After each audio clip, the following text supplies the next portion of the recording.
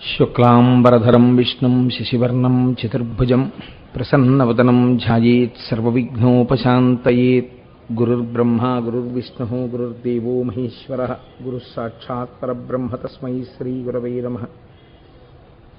వ్యాసాయ విష్ణురూపాయ వ్యాసరూపాయ విష్ణవే నమో వై బ్రహ్మనిధయే వాసిష్ఠాయ నమో నమః.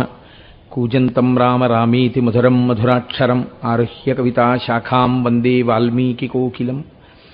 శృతిస్మృతిపురాణానాం ఆలయం కరుణాలయం నమామి భగవత్పాదశంకరం లోకశంకరం.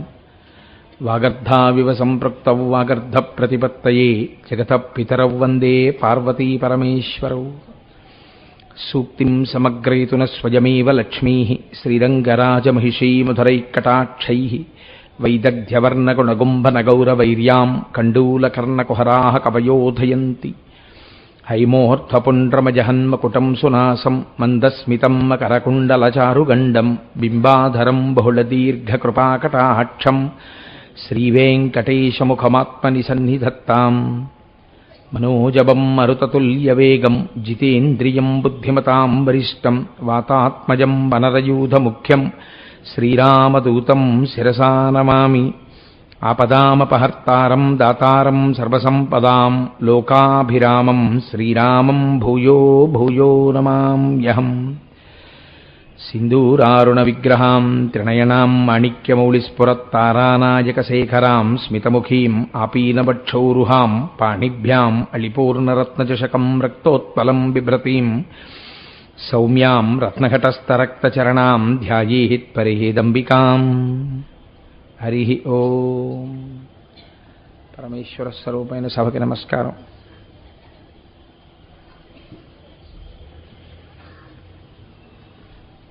ప్రదోష వేళలో శివాష్టోత్తరంతో ప్రారంభం చేద్దాం. ధవళవపుషమిందోర్మండలే సన్నివిష్టం భుజగవలయహారం భస్మదిగ్ధాంగమీశం. మృగయ పరశుపాణిం చారుచంద్రార్ధమౌళిం హృదయకమలమధ్యే సంతతం చింతయామి. శివో మహేశ్వరః శంభుః పినాకీ శశిశేఖరః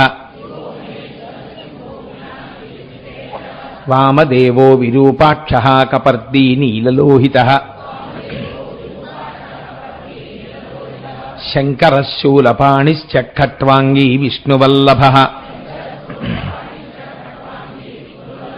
సిపి విష్ణోంబికానాథः శ్రీకంఠో భక్తవత్సలः.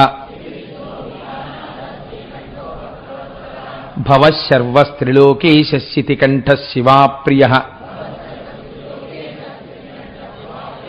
ఉగ్రః కపాలీ కామారీ అంధకాసురసూదనः గంగాధరో లలాటాక్షః కాలకాలః కృపానిధిః భీమః పరశుహస్తశ్చ మృగపాణిర్జటాధరः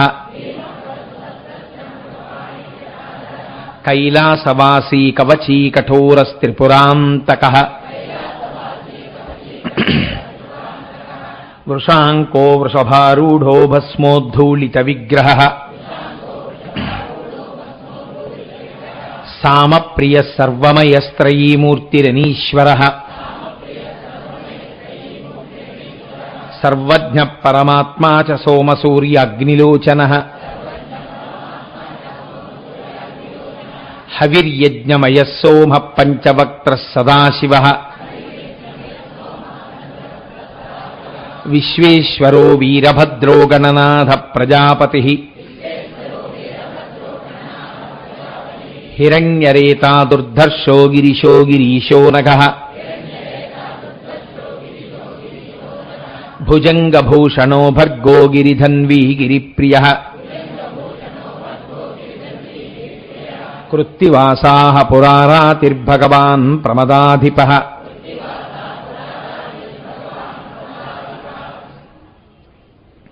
మృత్యుంజయః సూక్ష్మతనుర్జగద్వ్యాపీ జగద్గురుః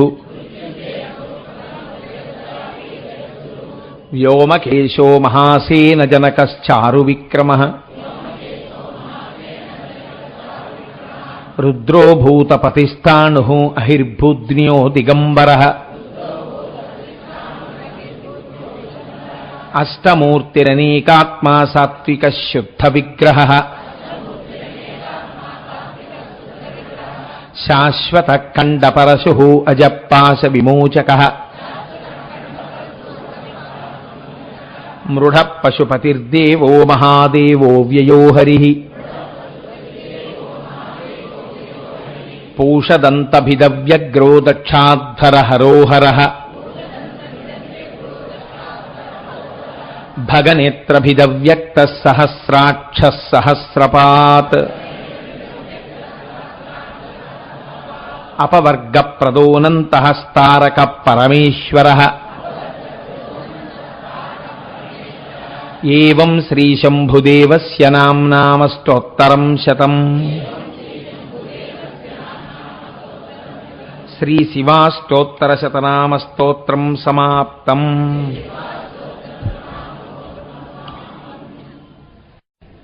నిన్నటి రోజున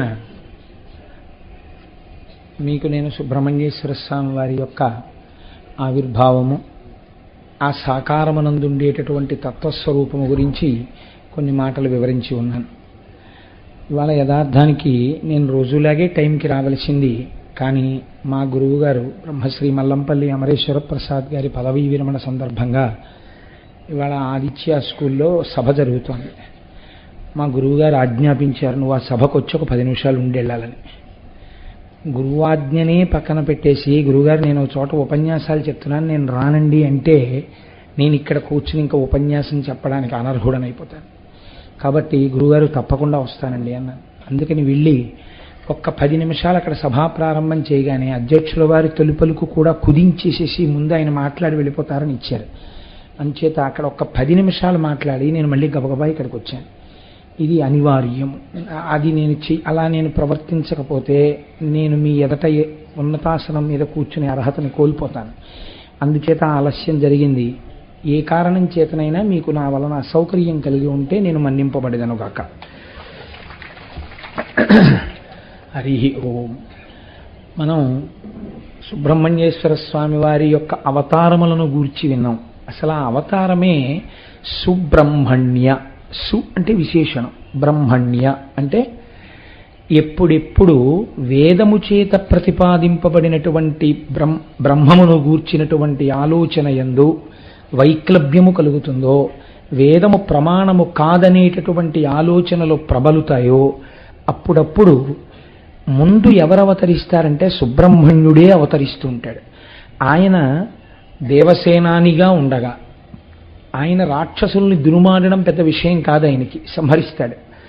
కానీ లోకానికి వైదికమైనటువంటి మార్గాన్ని ప్రబోధం చెయ్యవలసి వస్తే ఎప్పుడెప్పుడు ఎంతవరకు సమాజంలో ఆ బోధ ముందు జరిగితే తప్ప కుదరదో అంత గొప్ప బాధ్యతని భుజాల మీదకి ఎత్తుకుంటారు ఆయన. ఎందుకంటే ఆయన మహాజ్ఞాని, ఆ జ్ఞానబోధ చెయ్యగలరు. కానీ మీరు చూడండి, లోకమంతా కూడా సనాతన ధర్మమును విడిచిపెట్టి నాస్తికం వైపుకి నడుస్తున్నటువంటి రోజుల్లో ముందు కర్మనిష్టని చూపించడం కోసమని ఆయన కుమారిల భట్టు అవతారంగా వచ్చారు. నిన్నటి రోజున మీరు విన్నారు, ఆ కుమారిల భట్టుగా వచ్చినప్పుడు అంతే కర్మనిష్టతో చిట్ట చివర వారు తుషాగ్రి ప్రవేశం చేసేశారు. అలాగే వేరొక సందర్భంలో వారు తిరుజ్ఞాన సంబంధర్గా వచ్చారు. జ్ఞాన సంబంధర్ గురించి విన్నంత మాత్రం చేత పాపరాశి దగ్ధం అవుతుంది. అందున ఆశ్చర్యం ఏమిటంటే, ఆ తిరుజ్ఞాన సంబంధర్ మనకి చాలా దగ్గరలో ఉన్నటువంటి ద్రవిడ దేశంలో పెరిగినటువంటి వారు. శీర్గాళి అనబడేటటువంటి ఊరు, పరమపావనమైనటువంటి క్షేత్రం. నేను వెళ్ళలేదు కానీ ఆ శీర్గాళి అనేటటువంటి ఊరికి పక్కనే ఊరిలో పుట్టి పెరిగినటువంటి ఒక వ్యక్తి నాతో కలిసి మా ఆఫీసులో కొంతకాలం పనిచేశారు. వారు నాకు ఆ శీర్గాళి గురించి చెప్తుండేవారు. నిజమే కోటేశ్వరరావు, పురాణాల్లో ఎలా ఉంటుందో అలాగే ఉంటుందంటే ఆ తోణిపురీశ్వర దేవాలయం అని చెప్తుండేవారు. కాబట్టి ఆ శీర్గాళి అన్న ఊరిలో శివపాద హృదయుడు అనబడేటటువంటి ఒక మహానుభావుడు, శంకర భగవత్పాదులు అని మనం ఎలా అంటామో ఆ పేరు చూడండి ఎంత గొప్ప పేరు. శివపాద హృదయుడు, శివపాదములు హృదయముగా కలిగినవాడు. అసలు పేర్లు పెట్టుకుంటే ఆ పేర్లే అంత గొప్పగా ఉండేవి. దిక్కుమాలిన పేర్లన్నీ లోకంలో వచ్చేసాయి. సరే, శివపాద హృదయుడు, ఆయన భార్య భగవతి. ఆవిడ పేరు ఎంత చక్కటి పేరో చూడండి. భగవతి అని అమ్మవారికి ఒక దేవాలయం ఉంది. ఆశ్చర్యం ఏమిటంటే, నేను శబరిమలై క్షేత్ర దర్శనానికి వెళ్ళినప్పుడు శివకుర్తి భాస్కరారు ప్రత్యేకం ఒక వ్యాన్ చేయించి, కోటేశ్వరారు మీరు ఆ క్షేత్రం చూడాలండి అని నన్ను తీసుకెళ్లారు. అక్కడ అమ్మవారు భగవతి దేవాలయము అని పిలుస్తారు. తల్లి ప్రతి నెలా కూడా రజోదర్శనం అవుతుంది. అక్కడ రజోదర్శనం అయినప్పుడు అర్చకులు బయటకు వచ్చేస్తారు. బయటకు వచ్చేస్తే అర్చకుల భార్యలే వెళ్ళి 3 రోజులు అమ్మవారికి తలస్నానం చేయించి అమ్మవారికి నివేదనలన్నీ అర్చకుల భార్యలు లోపల పెడతారు. దర్శనం ఉండదు, తలుపులేసి ఉంటుంది దేవాలయం. ఆ సమయంలో ఆ దేవాలయంలో కూర్చుని చాలా గొప్ప గొప్ప ఉపాసనలు చేస్తారు. మళ్ళీ అమ్మవారికి శుద్ధి స్నానం అయిపోయిన తర్వాత పట్టుబట్ట కట్టి అర్చకుల భార్యలు అలంకారం చేస్తారు. తర్వాత అర్చకులు వెళ్ళి దేవాలయంలో పూజ చేస్తారు. నిజంగానే మీరు ఆ ఆలయానికి వెడితే అమ్మవారి యొక్క వైభవము స్పష్టంగా కనపడుతుందండి. ఎంత ఆశ్చర్యం అంటే ప్రతి నెల రజోదర్శనం అవుతుంది అక్కడ. అంత గొప్ప దేవాలయం. అటువంటి భగవతి పేరు బహుశः ఆ అమ్మవారి పేరే పెట్టబడినది అని నేను అనుకుంటున్నాను ఆవిడికి. ఆ భగవతి శివపాద హృదయుని యొక్క భార్య. వీరిద్దరూ పరమ శివభక్తులై ఎంతో నిష్ఠతో జీవితాన్ని అందంగా వైదికంగా గడుపుతున్నారు. ఇటువంటి వారికి ఒకనాడు పరమాత్మ యొక్క అనుగ్రహం చేత ఒక పిల్లవాడు పుట్టాడు. ఆయన ఒక 3 సంవత్సరముల వయస్సు కలిగినటువంటి బాలుడయ్యాడు. ఒకనాడు శీర్గాళిలో తండ్రి అయినటువంటి ఆ శివపాద హృదయుడు దేవాలయంలో స్నానం చేసి సంధ్యావందనం చేసుకుని వస్తానని చెప్పి ఆయన బయలుదేరుతున్నాడు. ఈ పిల్లవాడు చిన్నవాడు, కాళ్ళకి అమ్మ అందెలు పెట్టింది. అవి గల్లు గల్లుమని చప్పుడవుతూ ఉండగా వాడు ఎదురొచ్చి నాన్నగారి కాళ్ళు 2 గట్టిగా పట్టేసుకున్నాడు. పట్టుకుని ఏడుపు మొదలెట్టాడు. నాన్నగారు నేను వస్తాను, నేను వస్తాను, నేను వస్తాను. ఒరే, నేను వెళ్ళేది దేవాలయం తటాకంలో స్నానం చేసి అక్కడి నుంచి నేనేదో చెయ్యవలసినటువంటి నిత్య విధులు పూర్తి చేసుకొస్తాను. నువ్వెందుకురా నాతోటి ఆ సరోవరం మెట్ల మీద కూర్చోపెడితే గబాలను నువ్వు కానీ జారి పడిపోతే లేనిపోని ఇబ్బంది, అందుకని వద్దన్నారు తండ్రి గారు. ఆ పిల్లవాడు వినలేదు. సరే, ఆ పిల్లవాడిని ఎత్తుకుని ఆయన ఆ దేవాలయానికి వెళ్ళారు. వెళ్ళి తోణిపురీశ్వరాలయము అని పిలుస్తారు దాన్ని. పెద్ద పెద్ద శిఖరములతో కూడుకున్నటువంటి దేవాలయం. ఆ ఆలయంలో పిల్లవాడిని కూర్చోపెట్టి తటాకంలో స్నానం చేయడానికి వెళ్ళాలి. ఈ పిల్లవాడిని ఆ తటాకం యొక్క మెట్ల మీద కూర్చోపెడితే తండ్రి గారు స్నానం చేస్తున్నప్పుడు నాన్నగారు అంటూ గబగబా మెట్లు దిగిపోతే దొల్లి పడిపోతే దెబ్బలు తగులుతాయని చెప్పకుండా ఆ పిల్లవాడిని తీసుకెళ్ళి ఒక మంటపంలో కూర్చోపెట్టి, నాన్న నీకు భయం వేస్తే ఒక్క మాట అండి జీవితాన్ని ఎలా మారుస్తుందో చూడండి. తల్లిదండ్రులు మాట్లాడవలసినటువంటి మాటలు ఎంత చిత్రంగా ఉంటాయో చూడండి. ఒక్కసారి ఆ ఎదురుగుండా ఉన్నటువంటి తోణిపురేశ్వరాలయ శిఖరాల మీద ఉన్న పార్వతీ పరమేశ్వరులను చూపించి, వీళ్ళిద్దరూ లోకానికంతటికి అమ్మ నాన్న, నీకేమైనా భయం వేస్తే దూకేకు కిందకి, అక్కడే కూర్చుని అమ్మా అని ఏడు అన్నారు అని చెప్పి ఆయన స్నానానికి వెళ్ళిపోయారు. వెళ్ళిపోయి ఆ స్నానం చేసేటప్పుడు అఘమర్షణ మంత్రాలు అని ఉంటాయి, అవి చదువుకుంటూ ఆయన మునిగిపోయారు. మునిగి మళ్ళీ లేస్తారు కదండి తలస్నానం చేసేటప్పుడు. మునిగితే తండ్రి కనపడలేదు. కనబడకపోతే ఆ పిల్లాడికి భయం వేసింది. ఇదేంటి నాన్నగారు నీళ్లలో మునిగారు ఇంకా పైకి తేలలేదని వాడు హృదయంలో బాధ కలిగి ఏడుపుస్తాం. వాడికి గుర్తొచ్చింది నాన్నగారు చెప్పిన మాట. గుర్తొచ్చి శిఖరం వంక చూసి అమ్మా నాన్న అని వాళ్ళిద్దరినీ చూసి ఏడుస్తున్నాడు పార్వతీ పరమేశ్వరుడు. వెంటనే శంకరుడు కదిలిపోయాడు. కదిలిపోయి అన్నాడు, ఏం అలా చూస్తామే, పిల్లవాడు ఏడుస్తున్నాడు అమ్మా అని, పద అన్నాడు. అంటే ఇద్దరూ కలిసి గబగబా పిల్లాడి దగ్గరికి వచ్చారు. పార్వతీదేవి పిల్లాడిని ఎత్తుకుని లాలిస్తోంది. అదేంటి ఏడవకు ఏడవకు నాన్న ఏడవకు, మీ నాన్నగారు వచ్చేస్తాను. వాడు ఏడు పాపలేదు. శంకరుడు అన్నాడు, ఇన్ని లోకములకు తల్లివి కదా, ఏడుస్తున్న పిల్లవాడు ఏడు పాపడానికి తల్లి ఏం చేయాలో తెలియదా? ఒక బంగారు పాత్రని తీసుకుని నీ స్తన్యములోని పాలని ఆ పాత్రలోకి పట్టి ఆ పిల్లవాడికి త్రాగించు, ఏడు పాపుతాడు అన్నాడు. ఏమిటో చాలా తేలిగ్గా చెప్తున్నారు. నా పాలు తాగితే ఎవరి జ్ఞానం వస్తుందో తెలుసా? మీ జ్ఞానం వచ్చేస్తుంది. వాడు మహాజ్ఞాని అయిపోతాడు. పట్టమంటారా అంది ఆవిడ. నా జ్ఞానం వస్తుందో ఇంకోటి వస్తుందో తరువాతి మాట.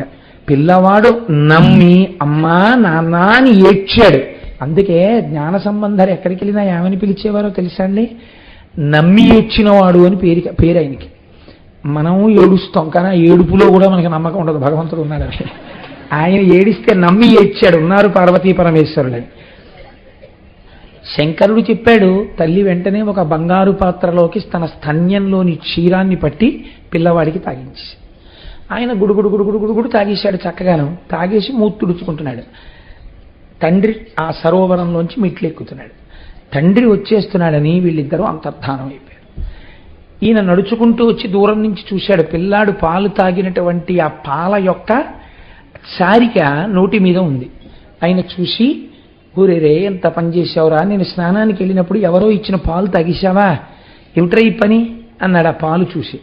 అనగానే ఆ పిల్లవాడు పత్తికం మొదలుపెట్టాడు. పత్తికం అంటే ద్రవిడ సంప్రదాయంలో ఒక దండకం లాంటిది. ఆయన ఒక పెద్ద దండకం చేశాడు పార్వతీ పరమేశ్వరుల యొక్క అనుగ్రహం గురించి. 3 ఏళ్ల పిల్లవాడు. ఆ లోపల ఉన్న భక్తులందరూ గుమిగూడిపోయి ఆ పత్తికం విని ఆశ్చర్యపోయారు. తండ్రి పరవశించిపోయి దర్శనం చేసుకుని ఆ పిల్లవాడిని ఎత్తుకుని ఇంటికి వెళ్ళిపోతున్నాడు. ఇంటికి వెళ్ళిపోతుంటే ఆ పిల్లవాడిని ఎత్తుకుని ఇంటికి వెళ్ళిపోయేంత వరకు సువాసినులందరూ పేలాలు పట్టుకుని మేడలెక్కి పిల్లాడి మీద చల్లారట. ఈ పిల్లవాడు 10 కాలాలు బతికుండాలి. 3 సంవత్సరముల వయస్సులో అమ్మా నాన్న అని నమ్మి పార్వతీదేవిని పిలిచి శంకరుడి యొక్క ఆజ్ఞ మేరకు అమ్మవారి యొక్క క్షీరమును గ్రూలినవాడు. అమ్మవారి యొక్క హృదయము పాలవిల్లిలా ఉంటుంది ఎప్పుడు దయతో. ఎవరైనా నిజంగా అమ్మవారిని అంత ప్రేమతో అమ్మా అని పిలిస్తే క్షీరమే స్రవించినట్లుగా స్రవిస్తుందట. కానీ క్షీరము తెలుపు కదండి, తెలుపు శారద సరస్వతీదేవి. అమ్మవారి పాలు త్రాగినటువంటి వాడికి అటువంటి జ్ఞానము కలుగుతుంది. శంకర భగవత్పాదులు సౌందర్యలహరిలో శ్లోకం చేస్తూ ఓ మాట అంటారు. తమస్తన్యం మన్యే ధరణికర కన్యే హృదయతః పయఃపారావారః పరివహతి సారస్వతమివ దయాపత్యాదత్తం ద్రవిడ శిశురా స్వాద్యతమయత్ కవీనాం ప్రౌఢానామజనికమనీయ కవయిత. ద్రవిడ శిశువు అని పిలిచారు. అమ్మా నాడు ద్రవిడ శిశువు నువ్వు ఉన్నావని నమ్మి అమ్మా అని పిలిచాడు. పిలిచినంత మాత్రం చేత ఆనాడు తల్లి నువ్వు నీ యొక్క స్తన్యములోని క్షీరమునిచ్చావే, ఆయన అపారమైన బాహ్య సౌందర్యమును అంతఃసౌందర్యమును గొప్ప శివభక్తిని పొందాడే. అసలు ఇందులో ఉన్న చమత్కారమైన రహస్యం ఏమిటో తెలుసా అండి? ఆ అంశలో పుట్టినటువంటి పిల్లవాడు లోకంలో శివుడి యొక్క భక్తిని ప్రచారం చెయ్యడానికి వైదికమైన మార్గాన్ని ఆ రోజుల్లో నలిపివేస్తున్నటువంటి వాళ్ళ యొక్క దురాచారములను ఖండించడానికి పుట్టినటువంటి సుబ్రహ్మణ్యుడు. ఆనాడు తన స్తన్యమిచ్చే అదృష్టము తిన్నగా కలగలేదు, కృత్తికల ద్వారా ఇవ్వవలసి వచ్చిందే అని అమ్మవారికి చిన్న బాధ ఉండిపోయింది. శంకరుడు గుర్తు పెట్టుకుని ఆ కోరిక ఇప్పుడు తీర్చాడు. అమ్మవారి పాలు పిల్లవాడు తాగేటట్టు. అందుకని తిరుజ్ఞాన సంబంధర్ అన్నారు ఆయన. అమ్మవారి క్షీరమును గ్రోలి అపారమైన జ్ఞానమును పొందినవాడు కనుక శివుడికి మారుపేరే జ్ఞానం. కాబట్టి ఆయనకి తిరుజ్ఞాన సంబంధర్ అని పేరు. ఇటువంటి వారు ఒకానొక రోజున పక్క ఊర్లో ఉన్నటువంటి తిరుక్కోలక్క అనబడేటటువంటి క్షేత్రంలో ఉన్న శివాలయ నిర్వాహకులు జ్ఞాన సంబంధర్ని తీసుకుని తండ్రి గారిని రమ్మని ఆహ్వానం చేశారు. చిన్న పిల్లవాడు అంత దూరం రాగలడా ఆలోచించి పిల్లాడిని ఎత్తుకుని తండ్రి గారు బయలుదేరారు. ఆ దేవాలయంలో రాజద్వారం దాటుతున్నారు లోపలికి. ఆలయం లోపలికి దాటుతూనే శివాలయానికి చాలా నియమం ఉంటుందండి. ఎందుచేతనంటే శివాలయం ఏమిటండి, శివాలయం కానివ్వండి విష్ణువాలయం కానివ్వండి అది భగవానుడి ఆలయం. దాంట్లోకి వెళ్ళేటప్పుడు కొన్ని మర్యాదలు ఉంటాయి. ప్రత్యేకించి మీకు శివాగమంలో ఒక మాట చెప్తే ఆశ్చర్యపోతారు. శివాలయం యొక్క రాజద్వారపు గడప చెప్పుతో దాటిన వాడెవడో వాడికి కొన్ని వేల జన్మలు కాళ్ళు నరికి తొడల వరకే కాళ్ళున్నవాడిగా పుట్టించమని శివాగమం. శివాలయ రాజద్వారాన్ని చెప్పుతో దాటకూడదు. ఆ మాటకొస్తే విష్ణువాలయం కానివ్వండి ఇంకో ఆలయం కానివ్వండి అమ్మవారి ఆలయం కండి ఆలయంలోకి చెప్పులతో ప్రవేశించరాదు. కాబట్టి ఇప్పుడు ఆ పిల్లవాడిని తీసుకుని లోపలికి ఎడుతున్నారు ఆయన. రాజద్వారం దాటగానే ఆ పిల్లవాడు ఆ గోపురాల మీద ఉన్నటువంటి మూర్తులను చూస్తూ భగవంతుడి మీద స్తోత్రాలు చెప్తున్నాడు.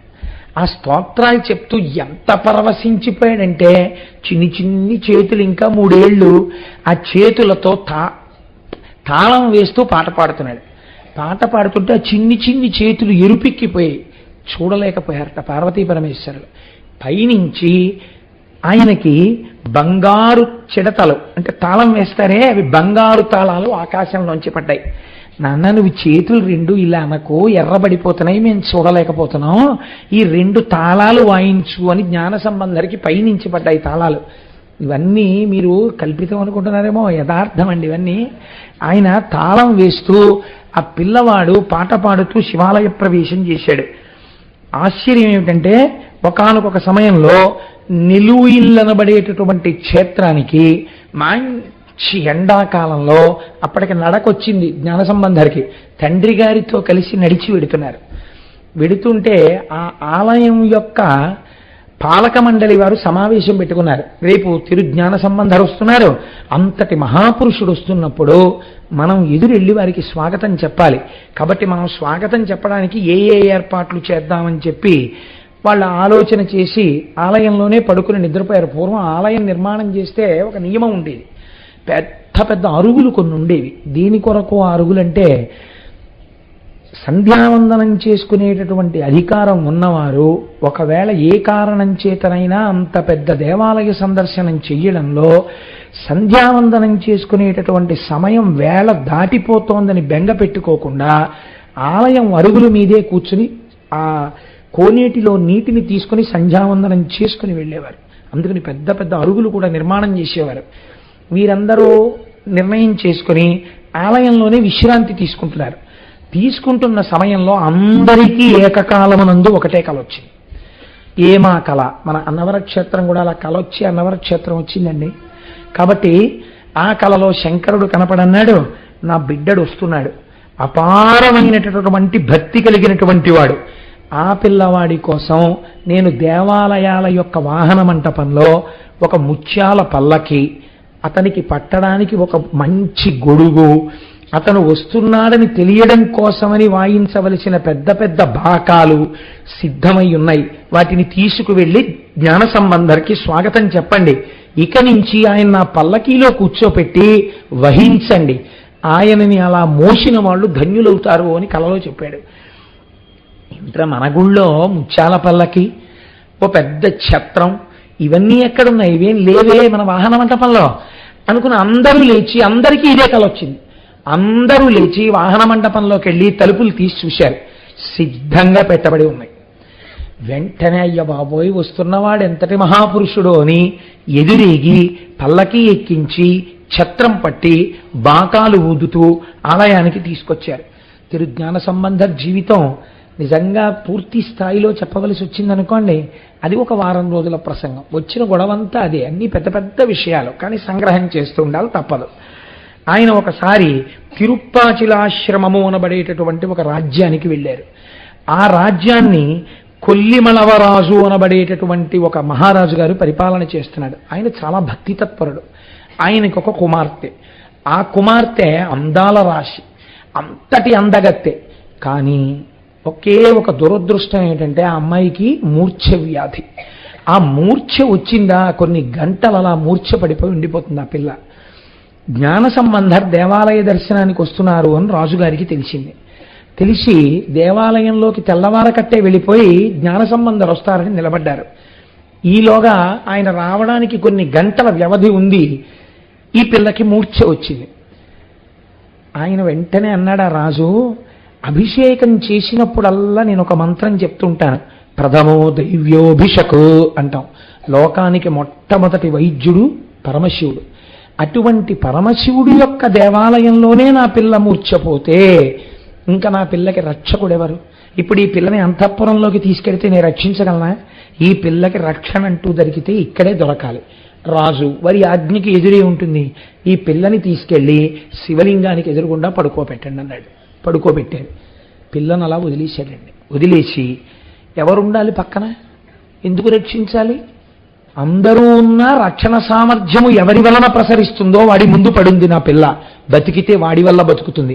పదండి మనందరం జ్ఞాన సంబంధరికి స్వాగతం చెప్దామని వెళ్ళిపోయారు.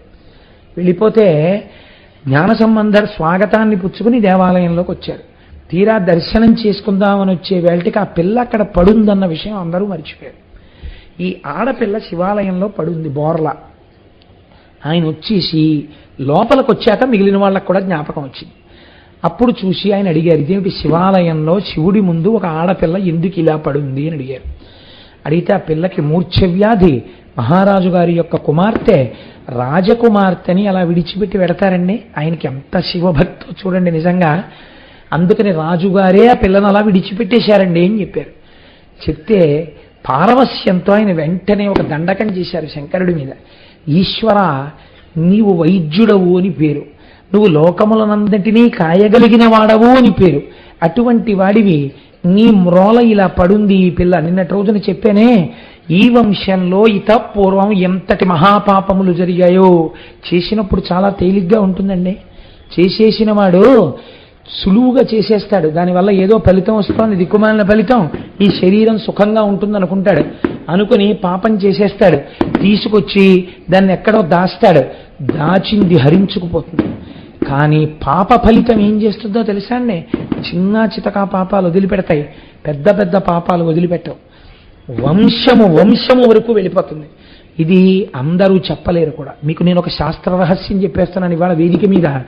కొంతమంది ఇది నేను వేదిక మీద చెప్పేస్తున్నాను, భయం లేదు.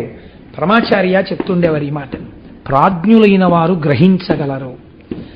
ఎక్కడొచ్చింది ఈ తేడా, వంశంలో ఎక్కడ జరిగింది పాపం కనిపెట్టగలరు.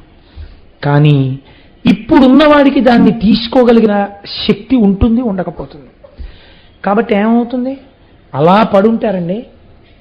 నేను కొన్ని ఇళ్ళు చూశాను మహాప్రభో. ఆ ఇళ్ళు పెద్ద పెద్ద ఇళ్ళు, గుండె బావురు మంది వెళితే. నేను ఒకసారి ఒక ఇంటికి వెళ్ళాను. 3 ఆడపిల్లలు, పెళ్ళవలేదు. 3 బహుశీలవంతులు, ఎన్నడూ వీధిలోకి వెళ్ళిన వాళ్ళు కారు. 3 పోస్ట్ గ్రాడ్యుయేట్లు, 3 స్ఫురద్రూపులు. 3 మీద ఉన్నటువంటి ఒకే ఒక అక్కగారికి పెళ్ళయింది. పెళ్ళైనటువంటి 3 నెలల్లో హార్ట్ అటాక్ వచ్చి భర్త గారు వెళ్ళిపోయారు. ఆవిడ విధవ అయి ఇంట్లో ఉంది. ఇది చాలదన్నట్టు అన్నగారు వీళ్ళ కోసమని వివాహం చేసుకోలేదు. ఆయన అలాగే ఉండిపోయాడు. ఇల్లంతా బూజులు, నిర్లిప్తతతో కూడినటువంటి జీవనం. నేను వారిని అడిగితే వారు చెప్పారు, మా ఇంట్లో 4 తరాలుగా వివాహం అవ్వకానే భర్త పోయినటువంటి ఒక విధవ, పెళ్లి కాని మిగిలిన వాళ్లతో 4 తరాలుగా ఈ ఇల్లు ఇలాగే ఉంది అని చెప్పారు. పెద్దలు ఎందుకు చెప్తారండి? పెద్దలు ఉత్తినే చెప్పరు. చేసేవాడు, పాపం చేసేవాడు నిర్భయంగా చేసేస్తాడు. అప్పటికి వెళ్ళిపోయింది కదా రోజు అనుకుంటాడు, అప్పటికి సంతోషంగా గడిచిపోయింది కదా అనుకుంటాడు. కానీ చిత్రంగా గమనించేవాడు, గుప్తంగా రాసేవాడు ఉన్నాడు. చిన్న చితకా పాపం ఒకలా పోతుంది, మహాపాపములు విడిచిపెట్టవు. వంశం అంతటి మీద చూపిస్తాయి ప్రభావం. దేని కొరకు అంత వ్యగ్రత, దేని కొరకు అంత వెర్రి? ఎంత మనం విడిచిపెట్టుకోవలసిన అవసరం ఉంటుందో ఒక్కొక్క పాపం విరగడానికి. ఎంత భక్తి కలిగిన వాడు మళ్ళీ ఆ కుటుంబంలో ఉంటే తప్ప ఒక మహాపురుషుడు రాడో. ఇదేనండి భాగవతంలో చెప్పిన రహస్యం. ఊరకరారు మహాత్ములు వారథముల ఇండ్ల కడకు వచ్చుటలెల్లం కారణము మంగళములకు మీరుచ్చుట శుభము మాకు నిజము మహాత్మ అంటాడు. మీరు చూడండి, మహాపురుషుడైనటువంటి వాడు అంటే అర్థం ఏమిటంటే భక్తి యందు చిత్తము మునకలు వేసేవాడు. ఆయన మనస్సు ఎలా ఉంటుంది? నిష్కారణపు మాటలు మాట్లాడడానికి ఇష్టం ఉండదు మనస్సులో. 10 నిమిషాలు మాట్లాడతాడు, 15 నిమిషాలు మాట్లాడతాడు, 20 నిమిషాలు మాట్లాడతాడు. మీకు నేను సత్యం చెప్పేస్తాను, 21వ నిమిషంలో ఆయన ఏం చేస్తాడో తెలుసా అండి? మనస్సులోనే భగవంతుడికి నమస్కారం చేస్తాడు. ఈశ్వరా, వీళ్ళు వెళ్ళిపోయేటట్టుగా అనుగ్రహించు. ఏమిటి కారణం? ఎందుకు నాకు ఈ లొల్లి? హాయిగా కాసేపు నేను ఏదైనా నీ గురించి చదువుకుంటాను, నీ గురించి 4 స్తోత్రాలు చదువుకుంటాను, నీ గురించి భజన చేసుకుంటాను, నీ గురించి ధ్యానం చేసుకుంటాను. నాకు ఎందుకు ఈ లొల్లి మాటలు? నాకు వీటి మీద పెద్ద ఆసక్తి లేదు. ఈశ్వరా, నాకు ప్రతిబంధకంగా వచ్చింది ఏనాటి పాపమో, అందుకని తొందరగా వెళ్ళిపోయేటట్టు చూడు అంటాడు. అందుకే మహాభక్తులైన వారింటికి వెళ్ళేటప్పుడు కొన్ని వేళలలో పెడతారు, కొంతసేపే ఉంటుంటారు. కారణం అది. కాబట్టి నేను ఈ విషయం ఎందుకు చెప్పానంటే, మీరు ఏ కోటేశ్వరరావు లాంటి వాడి విషయంలోనూ ఇలాంటివి పాటించక్కర్లేదు. నేనే అలాంటి మహాభక్తుడి స్థాయి వాడిని కాను. అంటే నాకు ఎందుకు భయం అంటే పరోక్షంగా ఈయన గురించి చెప్పుకుంటున్నాడు అనుకుంటున్నారేమో. నేను అలా చెప్పట్లేదు, అలా పోల్చుకోవడం కూడా ఒక దోషం, అలా పోల్చుకోకూడదు. ఊరకరారు మహాత్ములు వా రథముల ఇండ్ల కడకు వచ్చుటలెల్లన్. మహాత్ముడైన వాడు మీ ఇంటికి వచ్చాడనుకోండి, ఎందుకు వస్తారండి ఆయన? తనింట్లోనే అనవసరంగా కూర్చొని వాడు అనవసరంగా ఇంకోడింటికి ఎడతాడా? ఆయన అలా వెళ్ళాడు అంటే, వెడుతున్నాడు అంటే ఏదో ఉంది, ఈశ్వర సంబంధమైనటువంటి ఆజ్ఞ. ఆయన వచ్చాడు, ఏమవుతుంది? కారణము మంగళములకు.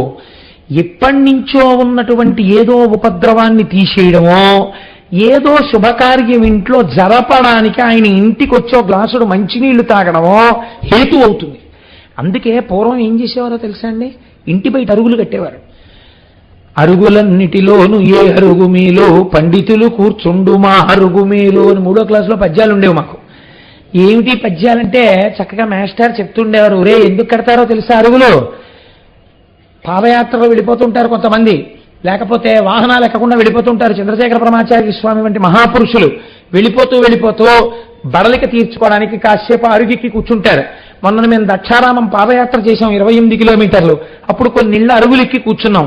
కూర్చోగానే దక్షారామం పాదయాత్ర వెళ్తున్నారని తెలిసి గబగబా వాళ్ళు పట్టుబట్టలు కట్టేసుకుని బకెట్లతో నీళ్లు పట్టుకుని వచ్చారు. వచ్చి అయ్యా నీళ్లు తాగుతారా అని అందరికీ నీళ్లు పోసి వెళ్ళారు. వాళ్ళు ఎంత ధన్యులైపోయారండి. పాదయాత్రలో వెళ్ళిపోతున్న భక్తుల యొక్క దాహార్తిని తీర్చడానికి ఏది కారణమైంది? ఆకర్షించి కూర్చోపెట్టింది అరుగు. నువ్వుండడానికే ఇల్లు కాదు, వెళ్ళిపోతున్న బాటసారులు కూర్చోడానికి అరుగు కట్టాలి ఇంటికి. ఇప్పుడంత స్థితి ఎక్కడందిలేండి. అరణ్యరోదనం ఏ పల్లెటూళ్ళలో వెడుతుంటే, ఎప్పుడైనా ఉపన్యాసాలకి అమలాపురం రాజోలో వెడుతుంటే ఆ పల్లెటూళ్ళ గుండా వెళ్ళిపోతున్నప్పుడు అక్కడ అరుగులు కనపడుతుంటే భయన్నాళ్ళ ఇందిరా ఇలా అరుగు మీద చాపేసి కూర్చుని అలా అరుగు మీద కూర్చుని చక్కగా ఓ రామాయణం చదువుకుంటుంటే, ఓ భాగవతం చదువుకుంటుంటే అంతవరకు ఎందుకండి? నూతి నీళ్లు తోడుకుని స్నానం చెయ్యడం అనేటటువంటిది నాకు ఎంతో ఇష్టమైన విషయం. నూతి నీళ్లు స్నానం చేసి తోడుకుని ఎన్ని సంవత్సరాలైందో. నేను ఏలూరులో పుట్టి పెరిగినప్పుడు మా అమ్మగారు ప్రతిరోజు పొద్దున్నే పాలు త్రాగడానికి వెళ్ళగానే, ఒరేయ్ ముందు నూతి దగ్గరికి వెళ్ళి స్నానం చేసి దేవుడు మందిరం దగ్గర కూర్చుని పైకి వినపడేటట్టుగా పద్యాలు చదివి వస్తే పాలిస్తాననేది ఆవిడ. అంటే దేని మీద భక్తి? పాలు తాగేయాలని గబగబా నూతి దగ్గరికి వెళ్ళి తోడు పోసేసుకుని ఆవిడ ఒక గంట చూస్తూనే ఉండేది. ఒరే వీపు రుద్దుకోలేదు, నేను చూస్తున్నాను రుద్దు అనేది. మళ్ళీ రుద్దుకుని గబగబా వచ్చి పూజ గదిలోకి వచ్చిన అమ్మకి వినపడాలి ముందు, గబగబా చదవకూడదు. గబగబా 4 పద్యాలు చదివేస్తే అప్పుడు వస్తే ఆవిడ పాలిచ్చేది. మహాతల్లి ఆ రోజు పెట్టిన భిక్ష ఇవాళ కనీసం 4 పద్యాలు చదువుకోగలుగుతాం. కాబట్టి చూడండి, ఒక అరుగు రక్షించేస్తుందండి. ఒక మహాత్ముడు రావడానికి అది కారకం అవుతుంది. కాబట్టి ఇప్పుడు జ్ఞాన సంబంధ రావడం రాజుని ఉద్ధరించేసింది. శంకరుడు రావాలా? తత్తుల్యమైన వాడు వచ్చేసాడు. ఆయన నమ్మకం ఆ పిల్లని పడుకోబెట్టాడు, అక్కడ వచ్చేసాడంతే. ఆయన ఈ పిల్లకి మూర్ఛ వ్యాధ అన్నాడు. శంకరుని ఉద్దేశించి ఓ దండకం చదివాడు అంతే. ఆ పిల్ల మూర్ఛలోంచి లేచింది, లేచి నమస్కరించింది. ఇంకా పిల్లకి జీవితంలో మూర్ఛ రాలేదు. అలా మహానుభావుడు ఆ రాజ్యమునకు వెళ్ళినప్పుడు అనుగ్రహించారు. తన శిష్యులతో కలిసి జ్ఞాన సంబంధ జీవితం వింటుంటే ఆశ్చర్యంగా ఉంటుందండి. తండ్రి గారు యోగ్యమైన వయస్సులో ఆయనకి ఉపనయనం చేశారు. ఉపనయనం చేసిన తరువాత ఎవరైనా ఎక్కడికి వెడతారు? వేదం చదువుకోవడానికి గురువుగారి దగ్గరికి వెడతారు. ఉపనయనం చెయ్యగానే వేదాలకన్నింటికీ అర్ధతాత్పర్యాలు, ఆ మంత్రాలు అన్నింటినీ జ్ఞాన సంబంధరే చెప్పేశారు. అసలు ఉపనయనం చేయకముందే ఆయనకు వచ్చేసాయి అన్ని. అమ్మవారి క్షీరాన్ని తాగారు. కారణజన్ముడు మహానుభావుడు. ఎక్కడుంటారండి అలాంటి వాళ్ళు? చాలా అరుదుగా ఉంటారు అసలు అటువంటి స్వరూపాలు. అంతటి ప్రాజ్ఞుడైనటువంటి వారు చిన్న వయస్సులో ఉపనయనం అయిపోగానే ఆయనకి శిష్య పరంపర. ఆయన దగ్గర ఎన్ని నేర్చుకోవాలో. కావ్యకంఠ గణపతి ముని తిరువన్నామలై వెళ్ళారు. ఆయనకి ఉద్యోగం ఇస్తూ వేద పాఠశాలలో ఒక ఉపాధ్యాయుడి దగ్గర ఆయన వేదం నేర్చుకుంటున్నారు, గురువుగారి దగ్గర నేర్చుకుంటుంటే ఆయన అన్నారు, ఏమిటో వేదం నేర్పు అంటున్నావు, 3 నెలల్లో వేదం నేర్చేసుకుంటానంటున్నావు, అంత తేలిక అనుకుంటున్నావు? ఆ వేదం అంటే స్వరంతో నేర్చుకోవాలి, అంత తేలిక కాదన్నారు. మహానుభావుడు 3 వేదాలు 3 నెలల్లో నేర్చేసుకున్నారు స్వరంతో, ఏకసంతాగ్రాహి. గురువుగారు అలా పన్నాలన్నీ చెప్పేస్తే ఓ గంట సేపు పన్నమంతా చెప్పేసిన తర్వాత అలా వినేవారంతే కళ్ళు మూసుకుని. అంతే. మళ్ళీ స్వరంతో ఆ పన్నం అంతా ఒక గంట ఈయన చెప్పేసి లేచి వెళ్ళిపోయేవారు. 3 నెలలు అయిపోయిన తర్వాత ఇంకో నెల అయింది. కావ్యకంఠ గణపతి ముని అరుగు మీద కూర్చుని 3 వేదాలకి భాష్యాలు చెప్పారు. చెప్తుంటే వాటి యొక్క అర్థతాత్పర్యాలు చెప్తుంటే ఏ గురువు గారు వేదం చెప్పారో ఆయన అర్థాలు నేర్చుకోవడానికి, తాత్పర్యం నేర్చుకోవడానికి శిష్యుడిగా కూర్చున్నారు. మహాపురుషులు పుట్టిన గడ్డండే ఈ భూమి కనుక ఆయన శిష్యులతో కలిసి వెళ్ళిపోతున్నారు. వెళుతుంటే కురుంజి, ములై అన్న ప్రాంతాలు దాటుతున్నారు. విశేషమైనటువంటి చలిజ్వరాలు, ఎన్ని దోమకాట్లో మహాపురుషులకి దేని గురించి లెక్క ఉంటుందండి. విశాఖపట్నంలో ఎక్కిరాల కృష్ణమాచార్యులు గారిని వారి శిష్యుడు రామాచార్య గారు ఇక్కడే ఉన్నారు సభలో. ఆ కృష్ణమాచార్యులు గారు దోమలు కరుస్తాయి, మలేరియా వ్యాధులు వస్తాయని తెలిసి కూడా రోగులకు వైద్యం చేయడానికి అక్కడికి వెళ్ళి అదే అనారోగ్యంతో కారణజన్ములు కనుక వారి శరీరం గురించి పట్టించుకోకుండా శరీరం వదిలిపెట్టారు. అలా ఈయన వెడుతున్నప్పుడు ఇంతంత దోమలు కరిచేస్తుంటే శిష్యులందరూ బాధపడ్డారు. అయ్యయ్యో ఇక్కడ చలిజ్వరాలు ఉండలేకపోతున్నామని. అప్పుడు ఆయన శంకరుడి మీద నీలకంఠ తత్వంతో దండకాలు చేశారు. మహానుభావ, నీవు ఒకనాడు లోకము కోసమని హాలాహలాన్ని భక్షించావు. ఇవాళ ఈ చలి లేకుండా, ఈ దోమలు లేకుండా, ఈ శీతల జ్వరాలు రాకుండా మమ్మల్ని కాపాడలేవా అని దండకం చేస్తే వారు ఆ ప్రాంతాలు విడిచిపెట్టి వెళ్ళిపోయేంత వరకు దోమ కాని, అంటురోగాలు కాని, మలేరియా కాని ఆగిపోయి చలి తగ్గిపోయింది. వారు ఆ ప్రాంతం దాటిపోయారు, మళ్ళీ చలి ప్రారంభమైంది. ఒక్కొక్క మహానుభావుడు అడుగు వేస్తే ప్రకృతి కూడా అలా మారిపోతుంది. అటువంటి వారు అన్నిటికన్నా ఆశ్చర్యం ఏమిటో తెలుసా అండి, వేదారణ్యము అనబడేటటువంటి చోట వేదారణ్య స్వామి అని చెప్పి భగవానుడి యొక్క దేవాలయం. నేను దీనిని గురించి 2-3 గ్రంథాల్లో 2-3 రకాలుగా చదవడం జరిగింది. అక్కడ వేదం స్వరం తప్పి చెప్తూ ఉండడం వల్ల ఏ ద్వారంలోంచి శివాలయంలోకి వెళ్ళాలో ఆ శివాలయ ద్వారాలు మూతపడిపోయాయి. వేదం రోజు స్వరం తప్పుతుంటే భగవంతుడు అంగీకరించలేదు, తలుపులు మూసుకుపోయి. శివాలయంలోకి వెళ్ళడం కోసమని పక్క నుంచి తలుపు ఏర్పాటు చేసుకుని లోపలికి వెళ్ళేవారు. ఆ తర్వాత ఎంతమంది వచ్చినా తలుపులు తెరుచుకోలేదు. వాగీశుడు అని పేరు, మహానుభావుడు. నాయనార్లలో చాలా గొప్పవాడు. వైష్ణవ సాంప్రదాయంలో ఆళ్వార్లలో మనం ఆండాళ్ తల్లి యొక్క తండ్రి గారిని ఎలాగా పెద్దలుగా గౌరవించి పూజిస్తామో అలా అప్పర్ వయస్సులో కూడా చాలా పెద్దవారు. వాగీశుడు, తిరునావక్కరసు అని ఆయనకి పేర్లు. ఆ అప్పర్ జ్ఞాన సంబంధ చాలా చిన్నవారు. ఇద్దరూ కలిసి వెడుతుండేవారు. వారిద్దరూ కలిసి వేదారణ్య స్వామి దగ్గరికి వెళ్ళారు. వెడితే ఈ దేవాలయం యొక్క సింహద్వారం ఎందుకు మూసుకుపోయింది అని అడిగారు జ్ఞాన సంబంధం. ఒకానొక సమయంలో ఒకానొక కారణం వల్ల ఇలా తలుపులు మూసుకున్నాయి, ఆ తర్వాత ఇవి తెరవబడలేదు అన్నారు. అంటే ఆయన అక్కడే ఉన్నటువంటి వాగీశుడైన అప్పర్ని పిలిచి మీరు పరమేశ్వరుడి మీద ఒక పత్రికాన్ని పాడండి అన్నారు. అంటే ఆయన వెంటనే ఒక దండకం చేశారు. చేస్తే ఆ తలుపులు తెరుచుకున్నాయి. మళ్ళీ ఆ తలుపులు మూసుకోవాలి, ఎప్పుడు కావాలంటే అప్పుడు తెరుచుకోవాలి. అలా తెరుచుకునేటట్టుగా అనుగ్రహించమని జ్ఞాన సంబంధం మళ్ళీ కొన్ని దండకాలు చేశారు. ఇప్పటికీ వేదారణ్య స్వామి వారి యొక్క సింహద్వారం దగ్గర తలుపులు జ్ఞాన సంబంధం అప్పర్ వల్లే తెరుచుకోవడం, మూసుకోవడం జరుగుతున్నాయి. అంతటి మహానుభావుడు. అయితే ఒక చిత్రం ఉందండోయ్. జ్ఞాన సంబంధంలోనూ అప్పరు కలిసి ఒకానొక దేవాలయాన్ని పునర్నిర్మాణం చేద్దామని అనుకున్నారు. అనుకుని రోజు వీళ్ళు సాయంకాలం అయ్యేటప్పటికీ కూలీలకి జీతం ఇవ్వడానికి ఎంత ద్రవ్యం కావాలో అంత ద్రవ్యాన్ని ఇచ్చేటటువంటి బంగారు కాసులు దొరకాలి అని సాయంకాలం అయ్యేటప్పటికీ శివుడి మీద దండకం చేసేవారు. రోజు 2 బంగారు కాసులు ఇద్దరికీ దొరికేవి. 2 చూడి మీద చెయ్యి పెడితే దొరికేవి ఇద్దరికి. ఈ రెండిటినీ పట్టుకెళ్ళి బంగారు వర్తకులకు అమ్మితే జ్ఞాన సంబంధరికి దొరికినటువంటి బంగారు నాణ్యంలో రోజు బంగారు శాతం తక్కువ ఉండేది. అప్పటికి దొరికిన బంగారు నాణ్యంలో బంగారు శాతం ఎక్కువ ఉండేది. ఆయన నాణ్యానికి ఎక్కువ డబ్బు వచ్చేది, జ్ఞాన సంబంధ నాణ్యానికి తక్కువ డబ్బు వచ్చేది. ఇవాళ నువ్వు చూరికి ఇటు తీయి అటు తీయి అన్నా కూడా అంతే, అలాగే దొరికేవి. ఒకానొక నాడు జ్ఞాన సంబంధానికి బాధ కలిగింది. ఎందుకు ఇలా నాకు తక్కువ బంగారం ఉన్న నాణ్యాలు వస్తాయని శంకరుడిని అడిగారు. అడిగితే శంకరుడు చెప్పాడు ఆయనకి, నీవు కేవలముగా దండకం చేస్తావు, నువ్వు కేవలముగా భగవంతుని యొక్క ప్రార్థన చేస్తావు. అప్పర్ అలా కాదు. ఎక్కడికైనా దేవాలయానికి వస్తే ఆయన లేచి ఆ దేవాలయాన్నంతటినీ తుడిచేస్తారు. లేకపోతే ఆ దేవాలయాన్ని కడిగేస్తారు, లేకపోతే కలుపు మొక్కలు ఉంటే తీసేస్తారు. ఏదో ఒక శారీరకమైన సేవ కూడా దేవాలయంలో చేస్తారు. అందుకని ఆయన కాయిక వాచిక మానసిక కైంకర్యం చేస్తాడు. నువ్వు కేవలము వాచిక మానసిక కైంకర్యములే చేస్తావు, నీకన్నా ఓ మెట్టు అప్పర పెద్దవాడు, అందుకే బంగారు నాణ్యంలో బంగారం ఎక్కువ ఉంటుంది అన్నారు. కాబట్టి మనం దేవాలయాలకు వెళ్ళినప్పుడు ఎలా ప్రవర్తించాలో చూపిస్తుందండి మనకి. ఒకానొక సమయంలో వీరు మధుర వెళ్ళారు. మధుర ఎంత గొప్ప క్షేత్రమో మీకు తెలుసు కదండి. మధురై, అక్కడ మహానుభావుడు సుందరేశ్వర స్వామి వారు, ఆ తల్లి మీనాక్షి అమ్మవారు వెలిసి ఉన్నారు.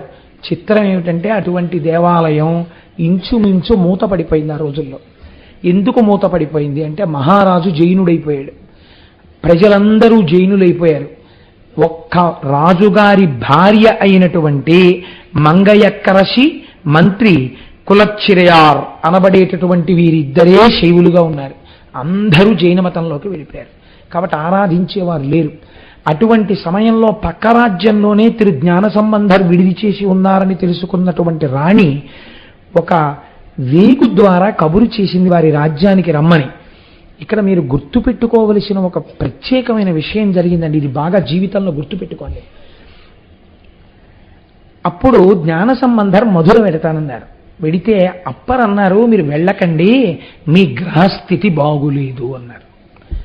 అంటే జ్ఞాన సంబంధర్ అన్నారు, మీరు నాతో రావక్కర్లేదు, మీరు ఇక్కడే ఉండండి, నేను ఒక్కడనే పెడతాను, నా గ్రహస్థితి బాగులేదన్నారు కదా. జ్యోతిష్యమునందు గ్రహముల యొక్క స్థితిని చూసి కదా మీరు చెప్పారు నాకు కష్టాలు వస్తాయని. నేను ఒక్కడని, అసలు శైవము లేని చోటికి, ఇవాళ వేదము పోషింపబడని చోటికి, సనాతన ధర్మమునందు ఆదరణ లేని చోటికి, నాస్తికము విజృంభించి ఉన్న చోటికి, ఇలాంటి వాణ్ణి చూడగానే మట్టు పెట్టే చోటికి ఒక్కడనే వెడతాను. జాతకం ఏం చెప్తోంది? గ్రహాలు నాకు ప్రమాదం రాబోతోందని చెప్తున్నాయి, నాకు ఇబ్బందులు కలగబోతున్నాయని చెప్తున్నాయి. జాతకంలో ఉన్న గ్రహాలు కూడా పరమశివ భక్తుడైన వాణ్ణి గ్రహములు ఏమీ చేయలేవో, ఆ గ్రహములు కవచముగా కాళహస్తీశ్వరుడుకున్నాయి. ఆయన మాట ఇవి వినాలి తప్ప ఇవి ఇచ్చేసే ఫలితాలను ఇవి ఇచ్చేస్తే శంకరుడు చూస్తూ ఊరుకోడు. లోకమునకు నేను నిరూపించాలనుకుంటున్నాను. కాబట్టి పరమశివ భక్తుడి యొక్క జీవితాన్ని జ్యోతిష్య శాస్త్రము ద్వారా కేవలము జాతకము చూసి చెప్పలేరు, కుదరదని. అక్కడ విఫలురైపోతారంటే జ్యోతిష్యము భగవత్తత్వమునందు నిలబడలేదు. ఎవరి యందో పరమభక్తులైన వారి జాతకం చెప్తానంటే ఎంత పాండిత్యం ఉన్నా చెప్పలేరు. ఎందుకంటే గ్రహస్థితులు మారిపోతాయి. వారు గ్రహాన్ని కవచంగా కట్టుకున్న వాడి కింకరుడై ఉన్నాడు. ఇదేం చేస్తా, ఈ జ్యోతిష్యం ఏం చేస్తుంది అంటే నేను జ్యోతిష్యాన్ని చిన్నబుచ్చట్లేదు. మహాభక్తుల విషయంలో జ్యోతిష్యం విఫలమైపోతుంది. నేను ఒక 5-6 సంవత్సరాల క్రితం ఒక కేసు చూశాను ఇలాంటిది, కానీ వేదిక మీద చెప్పకూడదు కనుక. ఈ స్థితిలో మహానుభావుడు బయలుదేరి ఒక్కడే వెళ్ళాడు మధుర. పెడితే రాణిగారు దేవాలయంలో ఎవ్వరికీ తెలియకుండా, రాజాజ్ఞని రాణియే అతిక్రమిస్తే ఎవ్వరికీ తెలియకుండా ముసుగు వేసుకుని వచ్చి నిలబడింది. మంత్రి గారు మాత్రం స్వాగతం చెప్పాడు. ఆయన శివార్చన చేసి వారు ఏర్పాటు చేసిన విడిదికి వెళ్ళి రాత్రి పడుకున్నారు శిష్యులతో. పడుకుంటే ఈయన రేపు లేచి ఏమైనా మాట్లాడతాడేమో, అసలు మాట్లాడకుండానే మట్టు పెట్టేద్దామని ఆయన విడిదిని కాల్చేశారు. అగ్నిహోత్రం అంటుకుపోయింది. శిష్యులందరూ హాహాకారాలు చేస్తున్నారు, బయటికి వెళ్ళే మార్గం లేదు. లేకపోతే చుట్టూ అగ్నిహోత్రం అంటుకుంటే అప్పర్ మాటలు జ్ఞాపకానికి వచ్చాయి జ్ఞాన సంబంధరికి. ఆయన లేచి పక్క మీద కూర్చుని శంకరుణ్ణి స్తోత్రం చేశారు. ఈశ్వర, నువ్వు నవగ్రహ కవచం కట్టుకున్నావని నేను నమ్మాను. ఒక మహాభక్తుడైన వాడు రాజ్యంలోకి వచ్చినప్పుడు గౌరవ మర్యాదలు చూడడం రాజు యొక్క విధి. తాను రాకపోగా తన అనుమాయులు ఇంతటి తప్పు పని చేస్తుంటే రాజు ఊరుకున్నాడు. రాజుకి తెలిసి జరిగింది అది. కనుక ఈ వేడి అంతా ఏది ఉన్నదో ఈ వేడి రాజు శరీరమునందు ప్రవేశించుగాక అని సంకల్పం చేశారు. అగ్నిహోత్రం చల్లబడిపోయింది, రాజుకి జ్వరం వచ్చింది, థర్మామీటర్లు పేలిపోయాయి, సావడు బతకడు, వెర్రివేడి పుట్టేసింది శరీరంలో. కళ్ళు అగ్నిహోత్రాన్ని కురిసేస్తున్నాయి. ఎంత చిత్రం జరిగిందో తెలుసా అండి? సృష్టిలోనే ఆశ్చర్యం, ఒక ఉపాధి అంత వేడితో నిలబడదు. రాజు పడుకుని ఉండగా వైద్యులు ఆ గదిలోకి వెళ్దామని ప్రయత్నిస్తే వాళ్ళ ఒళ్ళు బొబ్బలెక్కి అంటే ఎంత వేడి రాజు శరీరంలో ఉందో చూడండి. కాలిపోయిందా శరీరం? కాలిపోలేదు, బూది కాలేదు. ఆయన నమ్మిన మతస్థులు నెమలి ఈకలు విసినికర్రలు పట్టుకుని లోపలికెళ్ళి విసరబోయారు. దగ్ధమైపోయి విసినికర్రలు. అప్పుడు భార్య వేడుకుంది, ఒక్కసారి జ్ఞాన సంబంధరికి నమస్కారం చేయండి, తీసుకొస్తానని. ఆయన్ని తీసుకొచ్చారు. వారు శివుడిని స్తోత్రం చేస్తూ లోపలికి వెళ్ళి పక్కన కూర్చుని, మహానుభావ, అప్పుడు జ్ఞాన సంబంధరికి నమస్కరించారు. నమస్కరించి నా శరీరంలో వచ్చిన ఈ ఉష్ణాన్ని తగ్గించమని అడిగారు. అడిగితే రాజు అనుసరిస్తున్నటువంటి మతం వారు ఇప్పుడు ఈ కీర్తి జ్ఞాన సంబంధరికి వెళ్ళిపోతే, రాజు మళ్ళీ సనాతన ధర్మంలోకి వెళ్ళిపోతే ఇబ్బంది వస్తుందని, మహారాజా ఈయన్ని మీరు నమ్మవద్దు, ఈయనే అభిచారిక ప్రయోగంతో మీకు ఈ వేడి తెచ్చాడు. మీ శరీరాన్ని ఓ గీత గీస్తాం సగభాగం కింద. ఒక పక్క వేడి జ్ఞాన సంబంధాన్ని తగ్గించమనండి, ఒక పక్క వేడి మేము తగ్గిస్తాం, ఎవరు తగ్గించగలరో చూద్దాం అన్నారు. జ్ఞాన సంబంధరు తన వేపుకి ఎడమ భాగాన్ని ఇచ్చారు. జ్ఞాన సంబంధర్ చేతిలో విభూతి పట్టుకుని, ఈ విభూతియే ఈశ్వరా నీవు అని ఆ విభూతి మంత్రం మనం నిన్నటి రోజున మీకు పంచిపెట్టారే, శ్రీకరంచ పవిత్రంచ రోగశోక నివారకం అంటూ ఆ విభూతి పెట్టి ఒంటి మీద చల్లారు. ఒక పక్కంతా జ్ఞాన సంబంధర్ విభూతి చల్లిన వైపు చల్లబడిపోయింది. అవతల మతస్థులు ఉపచారం చేస్తున్న వైపు వెర్రివేడితో శరీరం కాలిపోతోంది. పూర్తి వేడి భరించచ్చు, ఒకవైపు చల్లన, ఒకవైపు వేడి, అసలు తట్టుకోలేకపోయాడు రాజు. ఇప్పుడు జ్ఞాన సంబంధాన్ని వేడుకుంటే ఆయన రెండో వైపు కూడా విభూతి చల్లారు. రాజు శరీరం చల్లబడిపోయింది. అయినా వారు అంగీకరించలేదు. ఈయన చెప్పుతున్నటువంటి విషయాన్ని కాగితం మీద రాసి అగ్నిహోత్రంలో వెయ్యమనండి, మేము మా మత సిద్ధాంతాలను అగ్నిహోత్రంలో వేస్తాం, మా సిద్ధాంతములు కాలిపోతే మేము రాజ్యం వదిలేస్తాం, వాళ్ళ సిద్ధాంతం కాలిపోతే ఈయన వెళ్ళిపోవాలి వెనక్కి తిరిగి. అలాగే అని వచ్చి, పరమశివుడే లోకమునకంతటికీ కూడా సృష్టికర్త, స్థితికర్త, ప్రళయకర్త, పరబ్రహ్మము అని రాసి విభూతితో ఓంకారం పెట్టి అగ్నిహోత్రంలో వేశారు జ్ఞాన సంబంధం. అన్యమతస్థులు కూడా వారి కాగితాన్ని వారి సిద్ధాంతాలతో వేశారు. ఉత్తర క్షణం అది బూడిదైపోయింది. ఈ కాగితం మాత్రం అగ్నిహోత్రం మీద పచ్చటి ఆకు కాలకుండా ఎలా ఉండిపోతుందో ఆకు అగ్ని మీద అలాగే ఉండిపోయింది. అప్పుడు రాజు పరవశించి జ్ఞాన సంబంధరి యొక్క పాదముల మీద పడ్డాడు. ఇది కూడా మేము అంగీకరించాం, జల పరీక్ష జరగాలన్నారు. వైఘై నదిలో మేము వేస్తాం, ఆయన్ని వేయమనండి అన్నారు. వైఘై నదిలో వేసినటువంటి వారి పత్రములు కొట్టుకుపోయాయి. ఒక్క జ్ఞాన సంబంధర్ వేసినటువంటి కాగితం మాత్రం తడి తగలకుండానే నిలబడి, ముట్టుకుంటే కాగితం పొడిగా ఉండి ప్రవాహ వేగానికి ఎదురు నిలబడి అలా ఉండిపోయింది. ఉండిపోయి, ఇది నిజము కనుక నువ్వు ఎవరి పాదములు చేరాలో అక్కడికి చేరు అన్నారు జ్ఞాన సంబంధర్. ఈ కాగితం వైఘై నదిలో కొట్టుకుంటూ వెళ్ళి సుందరేశ్వరుల వారి పాదముల దగ్గర నిలబడింది. అప్పుడు రాజు వారి పాదముల మీద పడి మళ్ళీ సనాతన ధర్మంలోకి వచ్చాడు. వచ్చిన తరువాత మళ్ళీ మధురలో పరమశివుడికి ఆ అర్చనలు, అమ్మవారికి కైంకర్యాలు ప్రారంభమయ్యాయి. కనుక మహానుభావుడు ఎన్ని చేశారో. ఇంత జ్ఞాన సంబంధ జీవితంలో ఆశ్చర్యం ఏమిటో తెలుసా అండి? ఆయన అరుణాచలం వెడుతున్నారు. ఒకసారి వెడుతున్నప్పుడు మంచి అట్టహాసంగా శిష్యులందరూ స్తోత్రాలు చేస్తున్నారు, పల్లకీలో ఎక్కించుకున్నారు, ఛత్రం పట్టారు, వెళ్ళిపోతున్నారు. ఈ వెళ్ళిపోతున్నటువంటి సమయంలో ఒక పెద్ద దొంగల గుంపు వచ్చి అన్నీ ఎత్తుకుపోయింది.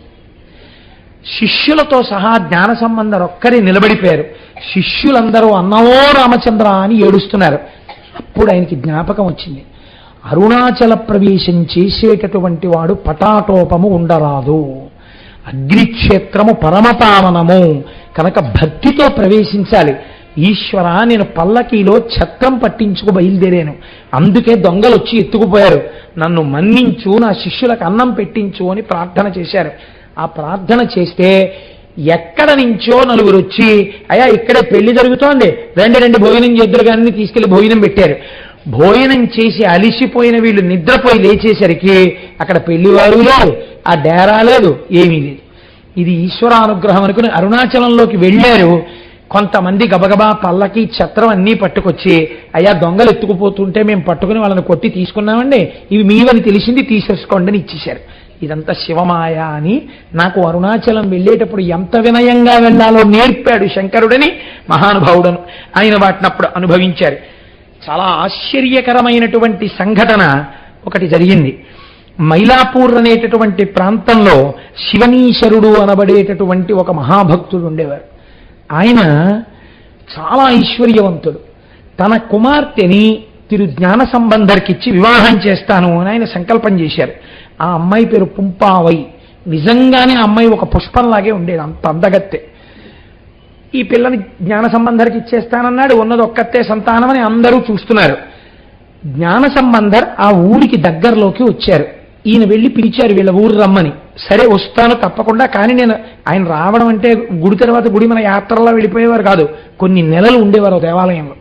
కాబట్టి నేను ఒక 6-7 నెలల తర్వాత వస్తానన్నారు. ఈలోగా ఒకరోజు ఈ పిల్ల అసుర సంధ్య వేళలో ఓ చెట్టు దగ్గర పువ్వులు కోస్తోంది. అందులోంచి ఒక నాగుపాము ఈ పిల్ల చేతి మీద కాటు వేసింది. చాలామంది వైద్యులు వచ్చారు, రక్షించే ప్రయత్నం చేశారు, కానీ ఆ పిల్ల దక్కలేదు.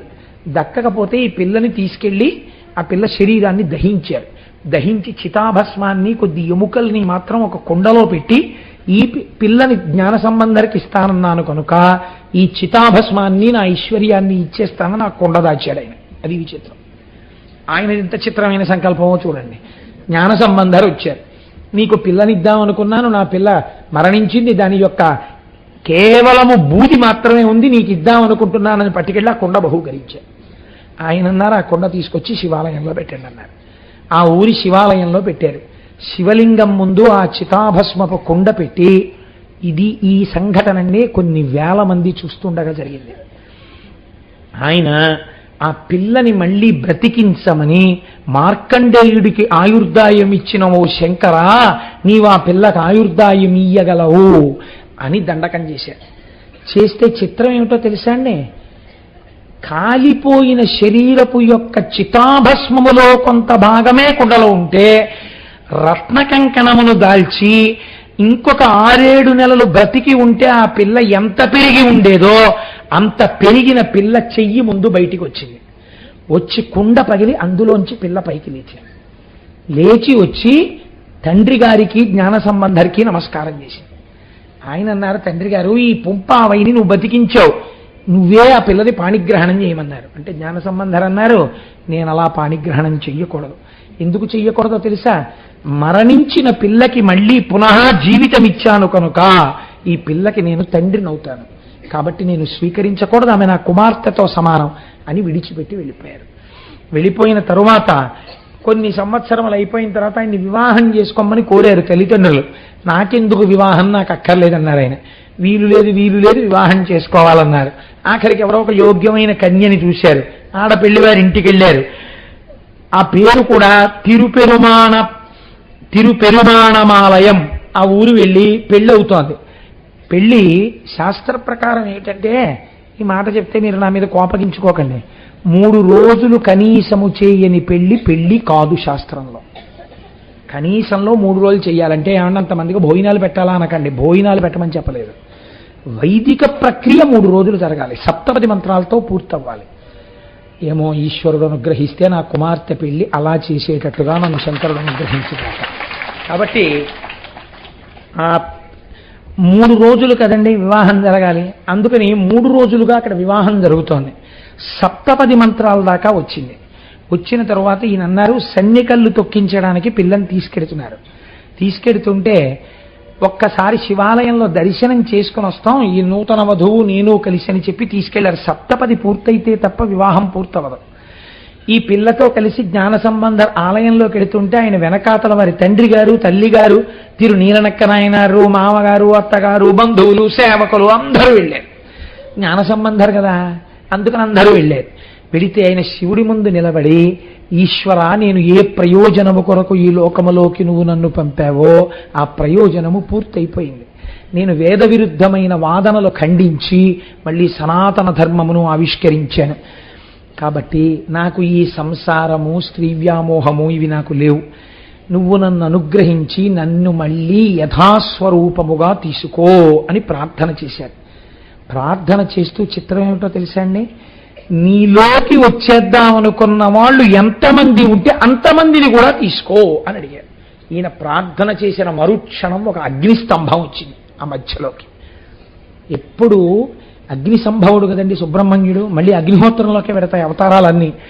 రమణ మహర్షి అంతే, జ్ఞాన సంబంధర్ అంతే, లేకపోతే కుమరిల భట్టు అంతే, సుబ్రహ్మణ్య ఆవిర్భావము అంతే, అన్ని అగ్ని సంబంధంగానే పెడతాయి అవతారాలు. కాబట్టి ఇప్పుడు మొట్టమొదట జ్ఞాన సంబంధర్ లోపలికి వెళ్ళిపోయారు, తర్వాత భార్య వెళ్ళిపోయింది, తండ్రి గారు వెళ్ళిపోయారు, తల్లి గారు వెళ్ళిపోయారు. మీకు ఆశ్చర్యం ఏమిటంటే ఆ రోజున గుళ్ళో ఉద్యోగం చేసే వాళ్ళ దగ్గర నుంచి సేవకుల వరకు అందరూ అగ్నిస్తంభంలోకి ప్రవేశించి మోక్షంలోకి వెళ్ళిపోయారు. అందరూ ఊళ్ళో ఉండి తప్పదు మా చాలా ఆప్యాయమైన బంధువుల యొక్క వివాహం ఉంది, అక్కడికి వెళ్ళాలని ఆ ఊరు విడిచిపెట్టి వెళ్ళిపోయారు కొంతమంది. ఎంత సన్నిహితంగా ఉండనివ్వండి, ఆ అదృష్టం ఈశ్వరుడు ఇవ్వకూడదనుకున్నప్పుడు ఏదో ప్రతిబంధకం కల్పించి దూరం చేస్తాడు. ఆ వెళ్ళిపోయిన వాళ్ళు మర్నాడు వచ్చి ఏడ్చారు, అయిపోయింది ఈ విషయం. కాబట్టి ఏమైంది అంటే వాళ్ళకి దక్కలేదా అదృష్టం. పెళ్లి కోసమని ఎక్కడెక్కడో ఉన్న వాళ్ళు ఇక్కడికి వచ్చిన వాళ్ళు ఎవరున్నారో వాళ్ళు మాత్రం మోక్షం వైపుకు వెళ్ళిపోయారు. ఈ విధంగా మహానుభావుడు అమ్మవారి పాలు త్రాగి జ్ఞానమును పొందినటువంటి తిరు జ్ఞాన సంబంధర్ సుబ్రహ్మణ్యేశ్వర స్వామి వారి యొక్క అవతారముగా మనకి చెప్పబడుతుంటారు. ఇప్పుడు నేను సాధ్యమైనంత సంక్షిప్తంగా ఇవాళ ప్రార్థనా శ్లోకాలని కూడా పక్కన పెట్టి మీకు తిరుజ్ఞాన సంబంధర్ గురించి ఆవిష్కరించాను. మనం రేపు సాయంకాలం పెళ్లివారం కదండి, మరి పెళ్లివారం అయిపోవాలంటే, ఇది పెళ్లి పందిరి అయిపోవాలంటే వల్లీ కళ్యాణంతో పూర్తి చేసేస్తాను. వల్లీ కళ్యాణం వింటే ఎటువంటి ఫలితాలు వస్తాయని ఫలశ్రుతి చెప్పారో మీరు విందురు. కానీ వల్లీ కళ్యాణం చాలా తేలికైన కళ్యాణం, అదేం పెద్ద అట్టహాసంగా ఉండదు, చాలా తేలిగ్గా ఉంటుంది. కాబట్టి యథాసమయానికి మిమ్మల్ని నేను విడిచిపెట్టేసే ప్రయత్నమే చేస్తాను. ఒకానొక సమయంలో నారద మహర్షి కైలాస పర్వతం మీద స్నేహితులతో కలిసి ముచ్చటించుకుంటున్నటువంటి సుబ్రహ్మణ్యేశ్వరుడు యొక్క సన్నిధానమునకు వెళ్ళారు. లోక కళ్యాణకారకుడండి మహానుభావుడు నారదుడు. నారదుడొక్కనాడు శివనందుడిష్టులతో విహారకేలీరతుడై రహించునెడ లీలగ చేరి సమస్త లోక సంచారమునందుగాంచిన ప్రశస్త తారాద్భుత వస్తువృత్తముల్ కూరిమి చెప్పుచుండెకడు కోర్కెమయన్ వినుచుండె స్కందుడు. నారదుడు సుబ్రహ్మణ్యుడి పక్కన కూర్చుని ఈ లోకాలలో తాను ఏ ఏ విశేషాలు చూశాడో అన్నీ చెప్పడం మొదలెట్టాడు. చెప్పడం ఒక కళ అండి. లోకంలో మీరు రామాయణంలో విశ్వామిత్రుడి దగ్గర చూస్తారు ఈ కళ. చెప్పేటప్పుడు అవతల వారు అన్ని మరిచిపోయేలా చెప్పగలిగినటువంటి ప్రజ్ఞ ఈశ్వరానుగ్రహంగా రావాలి. అయినా ప్రతిబంధకాన్ని ఈశ్వరుడు కల్పించకపోయినా తానే సెల్ ఫోన్ రూపంలో జేబులో పెట్టుకున్న పాపిని ఎవడు ఉద్ధరించగలడు? ఎవడు ఉద్ధరించలేడు. కనుక చాలాసేపు చెప్పి జటులుడు అంతట చెప్పి వినుము శంభుతనయ విన్న వింతు గంటినొక్క చోట కన్నుల పండువై మనము నలర చేయు మంచి తొడవు. నేను ఈ లోకంలో ఎన్నో క్షేత్రాలు చూశాను, ఎన్నో పుణ్యస్థలాలు చూశాను, ఎన్నింటినో చూసొచ్చాను. కానీ ఏం చెప్పమంటావు సుబ్రహ్మణ్యుడా? నీకు చెప్పవలసిన విషయం ఒకటి ఉందయ్యా అన్నారు. దేనికి వచ్చారు నారదుడు? వల్లీ కళ్యాణం చేయించడానికి వచ్చారు ఆయన.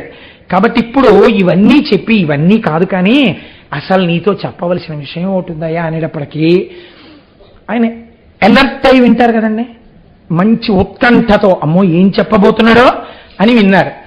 ఒకానొక మహర్షి యొక్క తేజస్సు వలన అయోనిజయై ఒక పిల్ల ఒకతే ఒక అరణ్యమునందు పుట్టి ఉండగా ఒక బిల్లనాయకునికి దొరికింది. బిల్లనాయకుడు అంటే గిరిజనుడు, అరణ్య ప్రాంతములందు వేటాడి జీవించేటటువంటి వారు. అటువంటి వారికి ఆ పిల్ల దొరికింది. ఆ పిల్లని తీసుకొచ్చి ఆయన పెంచుకుంటున్నాడు. ఆ పిల్ల 12 సంవత్సరముల వయస్సు దాటిపోయింది. దాటిపోతే ఇప్పుడు ఆ పిల్లని వాళ్ళ వంశాచారమును బట్టి కోర చేను యొక్క రక్షణకి పంపించాలి. అందుకని ఆయన చేనుని రక్షించడానికి పంపించాడు. ఆ పిల్ల అక్కడ ఒక మంచె కట్టుకుని ఆ మంచె మీద కూర్చుని పాటలు పాడుతూ ఉంటుంది. పిట్టలు ఎగిరిపోవడం కోసమని చేతిలో ఉన్నటువంటి కర్ర తిప్పుతూ పాట పాడుతుంది. ఆ పిల్ల పేరు వల్లి. ఎంత అందంగా ఉంటుందో తెలుసా పిల్ల? కలికి పరిజనముల పాలి కల్పవల్లి సకల జన మోహనాతను చాపవల్లి ఏ సుకృత శక్తి ధరునకో హృదయవల్లి తన్వి ఆహ్వాయమరయ సౌందర్యవల్లి. ఏం చెప్పమంటావు ఆ వల్లి గురించి? ఆమెని సేవించేటటువంటి వారందరికీ కల్పవల్లి, కల్పవృక్షం. ఆమె యొక్క అందం చేత సాక్షాత్తుగా ఎక్కుపెట్టబడినటువంటి ధనస్సు ఎదుటివారి మనస్సుని దోచుకుంటుంది. అటువంటి ఏ సుకృత శక్తి ధరునకో, ఎవడు మహానుభావుడు గొప్ప తపస్సు చేస్తున్నాడో అటువంటి భార్య రావాలని, అటువంటి వాడికి కాపోతున్నటువంటి హృదయవల్లి, అటువంటి అమ్మాయి సౌందర్యవల్లి. ఆ అమ్మాయే రాశీభూతమైనటువంటి సౌందర్యం. కమలము కమలము శిశిబింబము శిశిబింబమే అరయ సమతు వచ్చునకో, కమనీయ కోమలంబగు రమణీమణి మోమతోన రాతి విఘాతి. చంద్రబింబాన్ని చూపించి వెండి కంచం ఇలా ఉంటుందని చెప్పాం అనుకోండి, అసహ్యంగా ఉంటుంది. ఎలా కుదురుతుంది? చంద్రబింబంతో పోలిక వేరొకటి ఉండదు. మీరు చూడండి, ఇది చంద్రబింబం ఇలా ఉంటుందండి అని మీరు ఎంత వర్ణించి చెప్తే చంద్రబింబం యొక్క శోభకు అర్థం అవుతుంది. ఆ పౌర్ణమి నాటి చంద్రబింబం కింద కూర్చుని అలా మబ్బులు వెళ్ళిపోతుంటే మెరిసిపోతున్న చంద్రబింబం, దాని మధ్యలో తేలికగా ఉన్నటువంటి ఒక మత్స, అందులోంచి వచ్చేటటువంటి వెన్నెల, ఆ వెన్నెట్లో కూర్చుని మళ్ళీ అప్పుడు చేసినటువంటి అప్పులు చిట్టాలు, కట్టవలసిన వడ్డీలు, ఎవడో తిట్టిన తిట్లు, ఇలాంటివి గుర్తు తెచ్చుకోకుండా చక్కగా ఏ చిత్రనలీయం లాంటి కావ్యాన్నో ఏ రామాయణాన్నో తలుచుకుంటూ మీరు మేడ మీద పడక కుర్చీ వేసుకుని అన్ని లైట్లు ఆర్పేసి పక్కనే మేడ మీదకి ఎక్కుతున్నటువంటి జాజి తీగ అరవిరిసినప్పుడు వచ్చిన జాజి పూల మించి వచ్చిన వాసన పీలుస్తూ ఆకాశంలో మబ్బులు అలా వెళ్ళిపోతుంటే మబ్బుల చాట్ నుంచి ప్రకాశిస్తున్న చంద్రబింబాన్ని చూస్తుంటే, చుక్కల్ని చూస్తుంటే ఎంతసేపు గడిపినా ఏమిటండి కిందకి రారు అంటే వస్తున్నానులే అని మీరు విడిచిపెట్టి వెళ్ళలేని చంద్రబింబాన్ని దేంతో ఉపమానం చెప్పగలరు? చెప్పలేరు. కనుకంటున్నారు కమలము కమలము శిశిబింబము శిశిబింబము. తామర పువ్వుకి అందం ఎవరు చెప్పగలరు? అసలు ఆ తామర విచ్చుకోవడంలో ఉందండి అందం. బంతి పువ్వుకి తామర పువ్వుకి చాలా తేడా ఉంటుంది విచ్చుకోవడంలో. ముందు ఉన్న రేకులు ఏవున్నాయో అవి బాగా విచ్చుకుని ఇలా కిందకి వంగిపోతాయి. తర్వాత విచ్చుకున్నవి ఏవున్నాయో అవి కొద్దిగా అలా వాళ్తాయి. ఆ తర్వాత ఉన్నవి ఏవున్నాయో అవి కొంచెం వంగుతాయి. ఆ తర్వాత ఏవున్నాయో గుండ్రంగా సైనికుల్లో నించుంటాయి. ఈ మధ్యలో దుద్దు ఉంటుంది పచ్చగా, దాని మీద చిన్ని చిన్ని చిన్ని చిన్ని కేసరములుంటాయి. లోపల నీటి బిందువులు ఆ రేకుల మీద నిలబడి ఉంటాయి, చిన్న బిందువులు మంచులో తడిసి. మీరు ఆ తామర తూడు కొయ్యగానే కింద నుంచి నీటి చుక్కలు పడుతుంటాయి. రెండు చేతుల్లోకి అరవిరిసిన తామర పువ్వుని ఇలా పట్టుకుంటే అందులోంచి పద్మ సుగంధ మారుతి అన్నట్టుగా ఆ చల్లటి వాయువు మీకు తగులుతుంటుంది. ఏ పువ్వుకి ఉండని విధంగా మీరు ఇలా ముఖం దగ్గరకు పెడితే చల్లగా ఉంటుంది తామర పువ్వులోంచి వచ్చేటటువంటి గాలి.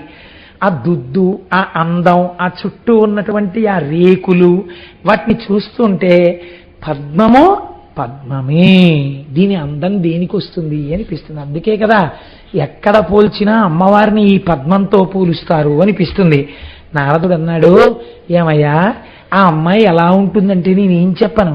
చంద్రుడి గురించి చెప్పాలంటే చంద్రుణ్ణి చూడాలి, పద్మం గురించి తెలుసుకోవాలంటే పద్మాన్ని అలా పద్మ సౌందర్యాన్ని అనుభవించిన వాడై ఉండాలి.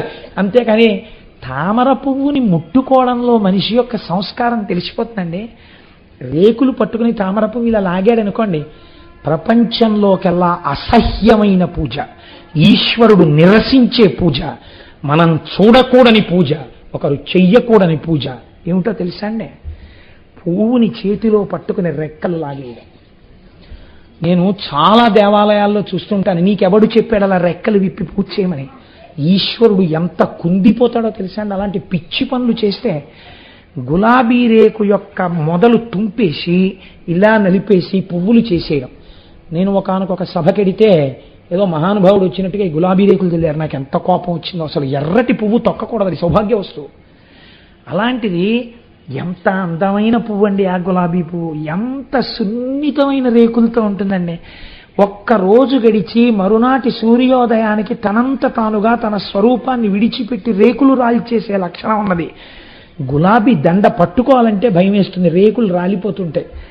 అలాంటి గులాబీ పువ్వుని ఇలా ఇలా ఇలా ఇలా విప్పేసి మంత్రపుష్పం పేరు చెప్పి ఇలా పెట్టేసి, నీకు ఈశ్వరుడు కంఠం ఇచ్చాడు కదా అని కుక్కరిచినట్టు నువ్వు అరిచి ఈ పువ్వుల రేకులు పట్టుకెళ్ళి శివుడి మీద వేస్తావా, భగవంతుడి పాదాల మీద వేస్తావా? నీకు ఏ సౌకుమార్యం ఉందని పూజ చేస్తున్నావు? నువ్వు తప్పుడు పని చేస్తున్నావు, చేయకూడదు అలాగా. పూజ యందు పువ్వుల యొక్క రేకులు విప్పి తుంపరాదు, మహాదోషం అది. మీరు చూడండి, మీరు పద్యం చదువుకుంటే మీకు అర్థం అవ్వాలి. ఒక్క పువ్వు వేయండి, వేసేటప్పుడు ఆ పద్మాన్ని అనుభవించండి. ఈశ్వర, ఇది నీ నిర్మాణ కౌశలం, ఏమందమయ్యా ఈ పువ్వు అని మీరు అనుభవించి, ఎవడు నిర్మాతయో వాడి పాదములు చేరుతోందని వాడి పాదముల చెంత వెయ్యండి. చిత్రం ఏమిటంటే, మీరు మరునాడు ఉదయం అదే తామర పువ్వుని ఇలా పైకెత్తండి, రేకులలో నిన్న నించున్నటువంటి ఆ శక్తి ఉందే అది ఒడిలిపోయి ఇలా పడిపోతాయి. చిత్రం ఏంటంటే, మందార పువ్వు ఒకటి, తామర పువ్వు ఒకటి మీరు మూర్తికి బాగా దగ్గరగా పెడితే ఈ పడిపోతున్న రేకులు ఏ మూర్తి మీద పడ్డాయో ఆ మూర్తి మీద తెరపడినట్టుగా పడి గట్టిగా పట్టేసుకుంటాయి. మరి నిజంగా ప్రాణోత్క్రమణ వేళ పరమేశ్వరుడి మీద దోమతెరగా పడిపోయి ఇన్ని జన్మలకి దొరికిన పాదాలు విడిచిపెట్టగలవా అని గట్టిగా పట్టేసుకుంటాయో, మీరు తెలియక తామర పువ్వుని కానీ మందార పువ్వుని కానీ తీసేశారనుకోండి, అవి మూర్తులు కూడా పట్టుకొచ్చేస్తాయి. నాకనిపిస్తుంది, ఇంత కోమలమైన హృదయమున్న పువ్వుతో పాటు ఈశ్వరుడే కదిలిపోతున్నాడేమో అనిపిస్తుంది. ఎవరికి కావాలరా నీ దిక్కుమాలిన పూజ? ఇలా నువ్వు కోమల హృదయంతో ఎప్పుడైనా ఒక్క నిమిషం చేసావా? ఆ పువ్వు చూడు, ఇందుకురా నీ ఇంట్లో దాంతో వెళ్ళిపోతున్నాడేమో భగవంతుడని తల ఉంచి వెంటనే క్షమార్పణ. నాకు అందుకే మందార పువ్వు కానీ తామర పువ్వు కానీ భగవన్మూర్తికి దగ్గరగా పూజ చేయాలంటే చాలా భయం. అవి ఈశ్వరుణ్ణి హత్యేసుకుంటాయండి, కౌగిలించేసుకుంటాయి. కాబట్టి ఎంత గొప్ప మాట చెప్తున్నాడు. చంద్రుడు చంద్రుడే, పద్మము పద్మమే, వల్లి వల్లే, అంత అందగత్తి. కాబట్టి అటువంటి వల్లి నీ భార్య కావాలి, ఇది నా కోరిక. కాబట్టి నీ భార్య కావాలని ఎందుకంటున్నానో తెలుసా? ఎంత చిత్రమైన మాట చెప్పాడో తెలుసా అండి నారదుడు. నిజంగా వల్లి కళ్యాణం పద్యాలన్నీ నేను చెప్పేద్దామని ఓ టిక్కులు పెట్టేస్తాను, కానీ తీరా వచ్చేటప్పటికి గడియారం అనేటటువంటి ఒక వస్తువు ఒకటి ఉంటుంది, అందుకని భయం. సరే, అధిపా చందనగంధి దేహంబు సౌరభమును కలరి ప్రచండ సర్పములు చేరి పాయకున్నవి ఏవేళ పనతి యారువేణి అను దంభములు గని ఎక్క మీరా. ఏమయ్యో నీకు తెలుసా, ఆ పిల్ల చుట్టూ పావులుంటాయి ఎప్పుడు.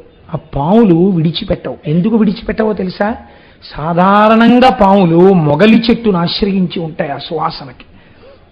అలాగే బాగా పెద్దదైన చందన వృక్షపు యొక్క తొర్రలో పాములు పడుకుంటాయి. వల్లి ఎక్కడుంటే అక్కడ పాములు ఆమె ఒంటిని పట్టుకుని వేలాడుతుంటాయి. ఆ పాములు వదలవు. నువ్వు చూసి భయపడకూడదు సుమా.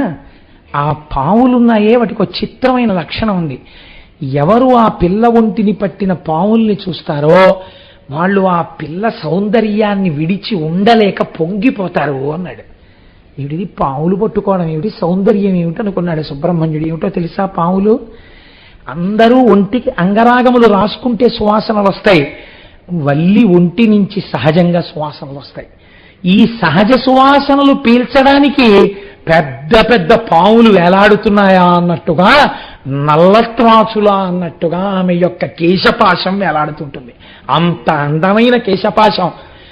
పిల్లాడివయ్యో యవ్వనంలో ఉన్నావు, వెళ్ళి వల్లి కేశపాశాన్ని కానీ చూశావా?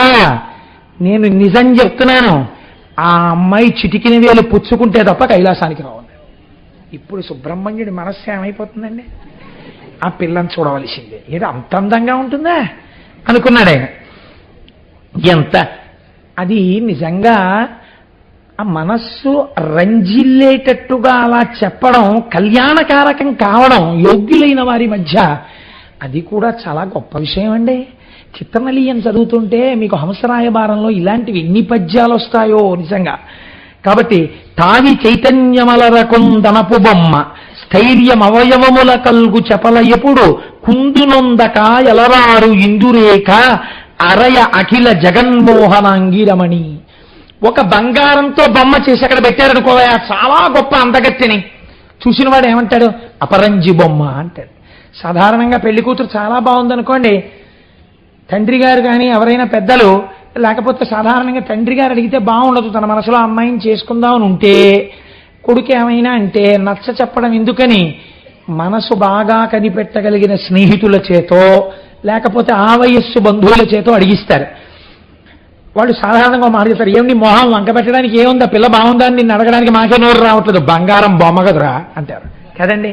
అపరంజి బొమ్మ, బంగారం బొమ్మ అందంగా ఉండొచ్చు, సొబగేది ముట్టుకుంటే.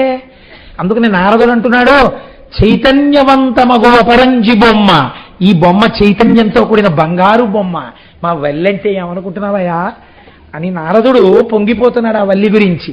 అటువంటి వల్లి ఆ వల్లి కాబట్టి ఒక్కసారి వెళ్ళి చూడు, ఆ వల్లి అంటే ఏమిటో నీకు తెలుస్తుంది. కేవలము బాహ్య సౌందర్యం అనుకుంటున్నావా, అంతః సౌందర్యం అటువంటిది. పార్వతీదేవికి ఉన్నటువంటి సహజ సౌందర్యమేదో అటువంటిది ఆవిడికి అబ్బింది. అటువంటిది నీకు భార్య అవుతుంది. ఎందుకంటున్నానో తెలుసా, ఒకనాడు నేను ఏమీ తోచక మా నాన్నగారి దగ్గరికి వెళ్ళి కూర్చున్నాను. మా నాన్నగారు లోకంలో ఉన్న విషయాలన్నీ చెప్తూ మనస్సు బాగా హత్తుకోవడానికి, ఒరే నీతో స్నేహితుడున్నాడే వాడికి ఫలానా అమ్మాయితో వివాహం అవుతుంది, ఎందుకని చతుర్ముఖ బ్రహ్మగారు ఈయనగా రాసింది, అందులో కనుక్కోవడం కోసమని జాతకాలు చెప్పి ఆయన కొడుకు స్నేహితులకు ఎవరెవరు పెళ్ళాలుగా వస్తారో కనుక్కున్నట్టు బ్రహ్మగారి దగ్గరికి వెళ్ళి కూర్చుంటే, అంటే ఏమిటి ఉద్దేశం, తండ్రి గారు కూడా ఆయన కూడా బ్రహ్మగారు కూడా మెల్లిగా కుమారస్వామి మనస్సు పెళ్లి వైపుకి మళ్ళిస్తున్నారు. ఒరే బాబు నీ స్నేహితుల్లో ఫలానా వాడికి ఫలానా వారి అమ్మాయి పెళ్లి అవుతుంది, ఫలానా వారి అబ్బాయికి ఫలానా అమ్మాయి పెళ్లి అవుతుంది అని అన్నీ చెప్పారు. చెప్పినప్పుడు నాతో ఏం చెప్పాడో తెలుసా కుమారా, నారదుడు చెప్తున్నాడు, నారదుడికి చెప్పారనమాట అండి. అందుకని నారదుడు ఇప్పుడు అది వచ్చి సుబ్రహ్మణ్యుడికి చెప్తున్నాడు. మహానుభావుడు అందానికి మారుపేరైన వాడు ఉన్నాడే, జగదంబ అందాలు తన అందాలుగా పుట్టినవాడు. శంకరాచార్యుల వారు అయితే అన్నారు, చంద్రుడికైతే మచ్చ ఉంది, మచ్చలేని చందమామలు 1,000,000 మంది వస్తే సుబ్రహ్మణ్యుడు అన్నారు. అంత అందగాడే, అందగాడైనటువంటి ఆ సుబ్రహ్మణ్యుడికి భార్యగా ఎవరవుతారో తెలుసా, వల్లి భార్య అవుతుంది. దాని చేత కొన్ని విషయాలు లోకానికి తెలుస్తాయిరా అని చెప్పారు. ఆమె నీ భార్య అవుతుందయ్యా అనేటప్పటికీ చూడండి చాలా సంతోషంగా అవుతుంది. ఈయన మనస్సు వినగానే ఏదో చేసుకుందాం అనుకున్నాడు అనుకోండి, నీకు భార్య బహుశా ఇటు దక్షిణం వైపు నుంచి వస్తుందయా, ఓ పల్లెటూరు నుంచి వస్తుందయా, పిల్ల చాలా తెల్లగా ఉంటుందయా అని ఏవో కొన్ని లక్షణాలు చెప్తున్నారు అనుకోండి, అవన్నీ తన మనసులో అనుకుంటున్న పిల్లవే అనుకోండి, మనకు ఆ అమ్మాయితో పెళ్లి అయిపోతుంది అనుకున్న పెళ్లి కొడుకు ఎంత ఆనందపడిపోతాడో అలా సుబ్రహ్మణ్యుడు ఆనందపడిపోయాడు. చిత్రం ఏమిటో తెలుసా అండి, ఆయన్ని ఆ భిల్లపురానికి వెళ్ళిపోయి ఆ వల్లీదేవి యొక్క సౌందర్యాన్ని చూడడం కోసమని ఆవిడ ఎలాగో మంచి దగ్గరికి పొలం కాపాడడానికి వస్తుంది కదా అని అక్కడ నించున్నాడు. ఆయన వెళ్ళి నించునే సమయానికి ముందే నారదుడు వల్లీదేవి ఉన్నటువంటి ప్రాంతానికి వెళ్ళాడు. నారదుడు వచ్చాడని తెలియగానే మహానుభావుడు ఆటవికుడైన ఆ రాజు ఎదురొచ్చాడు. తేనియను జారపప్పును తీయని పలు ఫలములను పువ్వులను తెచ్చి భక్తితోడనిచ్చి సేవించి నిలచిన ఎరుకరేణిగాంచి హర్షించి అనియే అక్కరని మౌని. మంచి మంచి పువ్వులు, కాస్త తేనె, పళ్ళు, ఎవరి దగ్గర ఏ సంపత్తి ఉంటుందో అటువంటిదే కదండి పెడతారు. ఇవన్నీ తీసుకొచ్చి పెట్టారు. నారదుడు వాటన్నింటినీ చూసి సంతోషించి ఒక మాట చెప్పాడు, నీకు ఒక చాలా శుభవార్త చెప్తాను. ఊరకరారు మహాత్ములు అటువంటి వారు వచ్చారంటే మంగళమే కదండి మరి. అందుకని శమమ నీకు నీ సతికి చల్వగు నీ సుతయైన వల్లికా తామర సోద్భవుండు విను ధన్యుని చేయుతలంపుతోడ ఈ శ్రీమతి నీకు పుత్రికను చేసే ప్రియంబుగ వ్యాధనాథ మిమ్మీని భవాంబురాసి ధరింపగ చేయును నమ్మునానుడి. నీకు నీ భార్యకి గొప్ప సత్కారం జరగబోతోంది. మిమ్మల్ని ఇద్దరినీ ఈ జన్మతో ఇంకా ఉద్ధరించాలనే పరమేశ్వరుడు ఈ పిల్లని నీకు కూతురుగా పంపాడయ్యా. ఈ వల్లి ఎవరనుకుంటున్నావు? ఈ వల్లీదేవిని పెళ్లి చేసుకోబోయేటటువంటి వాడు లోకంలో యవ్వనంలో ఉన్న ప్రతి స్త్రీ ఎవరిని భర్తగా పొందాలని ఇవాళ కోరుకుంటోందో, ఎవడు జగదంబ యొక్క అందాలు పోసుకున్నవాడో, ఎవడు పరమ సౌందర్య రాశి అయిన శంకరుడి యొక్క తేజమును పొందినవాడో, ఎవడు గొప్ప వీరుడో, ఎవడు మహాజ్ఞానియో, ఎవడు దేవసేనాధిపతియో అటువంటి వాడు నీకు అల్లుడు కాబోతున్నాడు. నీ అదృష్టమే అదృష్టం అంటే ఆయన అన్నాడు, ఎవరికి తోచిన సంస్కారంతో వాళ్ళు మాట్లాడతారు కదండి.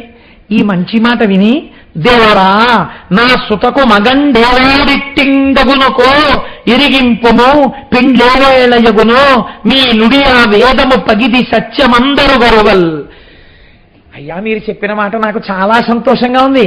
ఈ పిల్లకి ఎప్పుడు పెళ్ళవుతుందో, ఈ పెళ్లి వారందరూ ఎప్పుడు మా ఇంటికి వస్తారో ఏమిటో ఒక్కసారి నాకు చెప్తురు అన్నారు. అంటే నారదుడు పరమ సంతోషంగా అన్నాడు, శివునకు కట్టురాసుతకు చెల్వకు నందనుడాదితేయ సైన్య విభుండు తారకాసురుని హంత ప్రలంబ విఘాతి బాణ దైత్య వధకరుండు క్రౌంచగిరి దారుణడాఢ్యుడు కార్తికేయుడి అవలిని రాణిగా నొనగలండు ధ్రువంబు వనేచరగ్రణి. ఓరి వెర్రివాడా, నువ్వే ప్రయత్నాలు చెయ్యక్కర్లేదురా, వచ్చేస్తున్నాడు. క్రౌంచ పర్వతాన్ని భేదించినవాడు, తారకాసుర సంహారం చేసినవాడు, శూరపద్ముణ్ణి సంహరించినవాడు, శక్తి ఆయుధాన్ని పట్టుకున్నవాడు, కార్తికేయుడిని పేరున్నవాడు, పార్వతీ పరమేశ్వరుల యొక్క పుత్రుడైన వాడు తనంత తానుగా వచ్చి వలచి తీసుకెళ్తాడు నీకన్నీ. నువ్వేం బెంగ పెట్టుకోగల, కూర్చో చాలు. చాలా పొంగిపోయాడు. నీ మాటకి వేదానికి తేడా ఏముందయ్యా, అది ఎంత సత్యమో ఇదెంత సత్యం, కాబట్టి జరిగి తీరుతుందన్నాడు. నారదుడు వెళ్ళిపోయాడు. కుమారస్వామి వారు ఆ పొలంలోకి ప్రవేశించి చూశారట వల్లీదేవి వంక.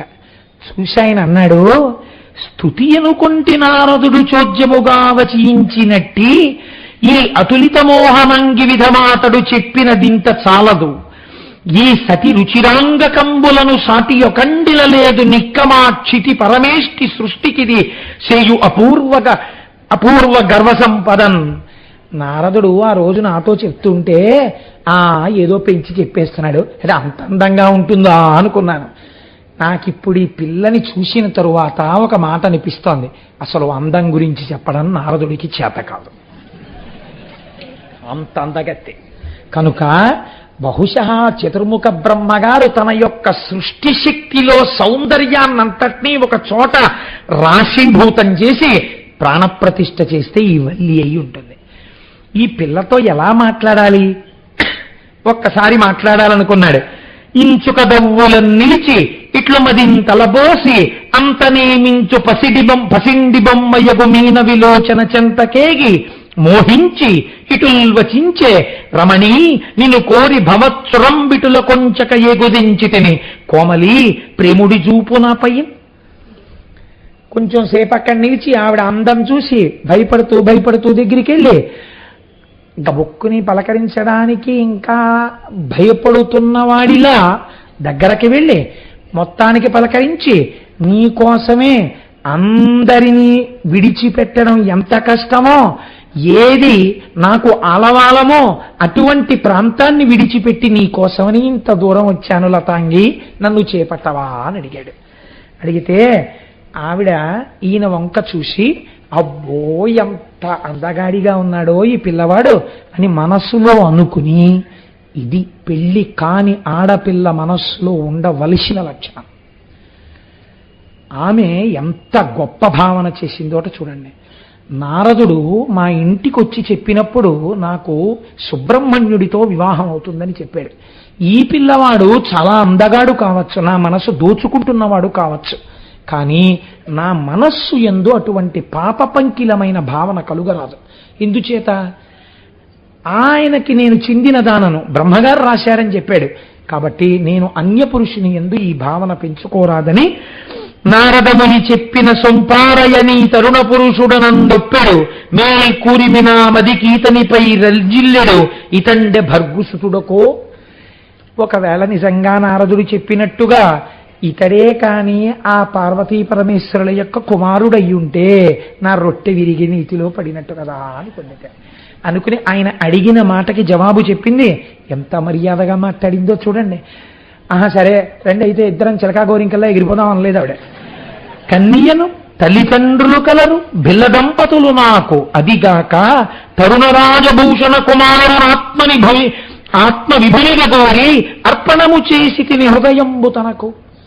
నేను తల్లిదండ్రులకు కుమార్తెని, ఇంట్లో పెద్దవాళ్ళు ఉన్నారు, ఎక్కడ పడితే అక్కడ ఇలా నువ్వు వచ్చి మాట్లాడచ్చా? ఆటవిక కన్యలా ఉంది, ఎంత సంస్కారంతో మాట్లాడుతుందో చూడండి. ఇలా అడగచ్చా? మా తల్లిదండ్రులను అడగాలి. అయినా నీకు ఒక మాట చెప్పనా, చంద్రరేఖలు శిరస్సున అలంకారముగా ధరించేటటువంటి పార్వతీ పరమేశ్వరుల యొక్క కుమారుడైనటువంటి కుమారస్వామి నాకు భర్త అవుతాడని నారదుడు చెప్పాడు. ఇంచేత నా మనస్సాయనకి అర్పింపబడింది అని చెప్పింది. చెప్పగానే మహానుభావుడు ఒక్కసారి తన నిజరూపాన్ని చూపించేట. ఆయన నిజరూపం అంటే ఏమిటో మీరు ఎక్కడ వెతికినా సరిగ్గా దొరకదండి. నేను చెప్పానే శంకర భగవత్పాదులు సుబ్రహ్మణ్య భుజంగం చేశారని. అందులో ఆయన పిలిచినప్పుడు సుబ్రహ్మణ్యేశ్వర స్వామి వారిని చూశారు. ఆయన చూసినప్పుడు నడుం కనపడింది ఆయనకి. నడుం ఒక్కదాన్ని వర్ణించారండి. ఎంత గొప్ప వర్ణనం! సుబ్రహ్మణ్య భుజంగం గురించి మీరు బెంగపెట్టుకోకండి, అది ముద్రణ అయిపోతోంది. మీ అందరికీ తొందరలో తప్పులు లేకుండా సుబ్రహ్మణ్య భుజంగ స్తోత్రాన్ని ఇచ్చి ఒకనాడు మీ అందరితో నేను ఆ సుబ్రహ్మణ్య భుజంగం చదివిస్తాను. ఈ ఉపన్యాసాలు అయిపోయే లోపల మీరు రోజు చదువుకోవచ్చు. అందులో శంకరులు అంటారు, లసత్సర్ణ గేహే నృణాంకామ దోహే సుమస్తోమ సంచన్న మాణిక్య మంచే సముజ్జత్ సహస్రార్కతుల్య ప్రకాశం సదా భావయే కార్తికేయం సురేశం సువర్ణాంబ దివ్యాంబరైర్భాసమానాం త్వనత్కింకిణీమేకలాశోభమానాం లసద్దేవ పట్టేన విద్యోతమానాం కటిం భావయే స్కందతే దీప్యమానాం. ఆయనకి కనపడినప్పుడు పట్టుపుట్టం కట్టుకుని దాని మీద మళ్ళీ ఒక వస్త్రం కట్టుకుని ఆ వస్త్రం మీద బంగారు వడ్డాణం పెట్టుకుని బాలసుబ్రహ్మణ్యుడు కనపడ్డాడు. ఆయన పట్టుబట్టలోంచి ఆ పెట్టుకున్న వడ్డాణంలోంచి వస్తున్నటువంటి కాంతులు శంకరాచార్యుల వారు అనుభవించి మూర్తి దర్శనం కాదండి, ఆ బట్టల యొక్క కాంతిని అనుభవించారు. ఆయన ఒక గదిలో కూర్చునుంటే మణిపర్యంకం మీద చుట్టూ పెట్టిన పువ్వులలోంచి వస్తున్నటువంటి వాసన శంకరాచార్యుల వారు ఆఘ్రానించారు. అది శంకరుల యొక్క భావనా బలిని అనుభవించి స్తోత్రం చేశారు ఆయన. అటువంటి సుబ్రహ్మణ్యుడు కట్టెదుట ఆ పిల్ల ముందు సాక్షాత్కరించాడు. నువ్వు మనస్సులో ఎవరిని కోరుకున్నావో ఆ సుబ్రహ్మణ్యుడను నేనే అని ఎదురుగుండా నిలబడేసరికి ఆ తల్లి పొంగిపోయింది. ఒక్క మాట ఇలా మాట్లాడబోయిందిట. ఆశ్చర్యం ఏమిటంటే తండ్రి గారు వచ్చారు. రా పిల్ల, నిన్ను ఇంటికి తీసుకెళ్ళాలి, చాలాసేపు ఉండిపోయావు, అన్నం తిందువు కాని ఇంటికి తీసుకెళ్ళిపోయారు. ఇంటికి తీసుకెళ్ళిపోయారు, భోజనం చేసింది, చీకటి పడిపోయింది. ఆ పిల్ల మనస్సులో కుంది ఏడుస్తోంది. అయ్యో ఎక్కడి మహానుభావుడు, అన్ని లోకాలలో ఉన్నటువంటి కన్యలు ఆయన్ని పొందుదాం అనుకుంటున్నారు, ఆయన నన్ను పొందడానికి తానే వచ్చాడు, పంట పొలానికి వచ్చాడు, నన్ను ఆయన స్తోత్రం చేశాడు, నిన్ను నేను పొందుతాను అని అడిగాడు. ఒక్క మాట నోరు తెరిచి చెప్పలేడు. కనీసం కాబోయే భర్త అని తెలిసి నేను పాదాలకు నమస్కారం చెయ్యలేదు. బ్రహ్మగారు నిర్ణయించిన వాడిని తెలిసి కూడా నేను పలకలేదు. నా వల్ల ఎంత అపచారం జరిగింది. ఉంటాడో వెళ్ళిపోతాడో. ఏమి పద్యరచన చేశారండి అవన్నీ. కాబట్టి అని కుందుతూ ఏడుస్తోందిట. చెలికెత్తె వచ్చి చూసింది. ఎందుకమ్మా బెంగపెట్టుకుంటావు? బెంగపెట్టుకోక ఒక ఉత్తరం రాసి ఒక ఆకు మీద నీ భావాలు రాయి, ఈ కారణం చేత నేను మీకు నమస్కరించలేకపోయానని రాయి, పట్టికెళ్ళి ఆయనకి ఇస్తాను, ఆయన్నన్నా ఇక్కడికి తెస్తాను, నిన్నన్నా అక్కడికి తీసుకెడతాను అంటే వల్లీదేవంది ఇంకెక్కడుంటాడమ్మా, నేను ఒక్క మాట మాట్లాడకుండా వచ్చేస్తే ఆయన ఉంటాడా అంది.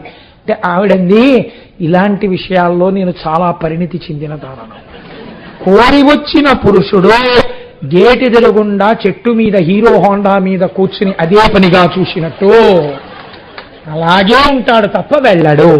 మళ్ళీ నువ్వు వస్తావని ఏ సరోవరమో చెట్టో పుట్టో పట్టు కూర్చునే ఉంటాడు. నేను ఎలాంటి ప్రదేశాల్లో ఇలాంటి వాళ్ళు కూర్చుంటారో కూడా నాకు బాగా తెలుసు. పెద్ద పెద్ద చెట్లుండి చీకటి బాగా ఉండి జనసంచారం లేని వీధులు ఇలాంటివి ఉంచుకుంటూ ఉంటారు. కాబట్టి ఎక్కడుంటాడో నేను చూస్తాను అని గబగబా వెళ్ళింది. పుష్పవాటిక యందు ఒక సరోవరం ఒడ్డున కూర్చుని ఉన్నారు. సుబ్రహ్మణ్యుడి దగ్గరికి వెళ్ళి ఈ పత్రం మీద రాసిన శ్లోకాన్ని చూపించింది. ఆయన చదివి అన్నారట, అయ్యో ఇంత కుందిపోతోందా, నేను మళ్ళీ కనపడుతుందనే ఇక్కడ కూర్చున్నాను, రా వెళ్ళిపోదాం అన్నాడు. మీరు రాకండి, బాగుండదు, నేనే పిల్లని తీసుకొస్తానని వల్లీదేవిని తీసుకొచ్చింది. వల్లీ సుబ్రహ్మణ్యులు ఇద్దరూ ఆ సరోవరం ఒడ్డున కూర్చుని మనసారా మాట్లాడుకుంటూ కూర్చున్నారు. ఈలోగా బళ్ళున తెల్లవారింది. పిల్ల ఇంట్లో కనపడలేదు. భర్తకి చెప్పింది ఆవిడ. అందరూ కలిసి పిల్ల ఎక్కడుందని వెతుకుతూ వచ్చారు. సరోవరం ఒడ్డున ఇద్దరు చక్కగా మాట్లాడుకుంటూ కనపడ్డారు. వెంటనే ఈ బిల్లనాయకుడికి సుబ్రహ్మణ్యుడని తెలియదుగా, ఆయన కూడా ఒక వేటగాడి వేషంలో ఉన్నాడు. అప్పుడు ఓయితుంటరి, రాత్రంతా నా కూతురితో కలిసి కూర్చుని సరోవరం దగ్గర మాట్లాడావా? ఎవరనుకుంటున్నావు నా కూతురంటే? సుబ్రహ్మణ్యుడికి కాబోయే భార్య. ఎంత పని చేశావురా అని తన పరివారంతో కలిసి బాణాలన్నింటినీ ఆయన మీద ప్రయోగించారు. ఇన్ని బాణములు ఆయన మీద ప్రయోగిస్తుంటే హేళగా నవ్వుతూ వాటిని స్వీకరించి వల్లి బెంగ పెట్టుకుంటోందని ఒక్కసారి వల్లెమ్మ వంక చూసి నువ్వు బెంగ పెట్టుకోకని ఒక్క సమ్మోహనాస్త్రాన్ని ప్రయోగించారు. ఆయన ప్రయోగించిన సమ్మోహనాస్త్రానికి అందరూ కింద పడిపోయారు. నేనైతే అంటాను అసలు సమ్మోహనాస్త్రం వెయ్యాలా, ఒక్కసారి ఆయన కనపడితే చాలు, ఇంకా దర్శనం ఇవ్వద్దు అనుకున్నారేమో. అందరూ పడిపోయి అందరూ స్పృహ తప్పిపోయారు. తప్పిపోయిన తరువాత అప్పుడు వల్లీదేవి ఏడ్చింది, అయ్యో నా వాళ్ళందరూ ఇలా పడిపోయారని.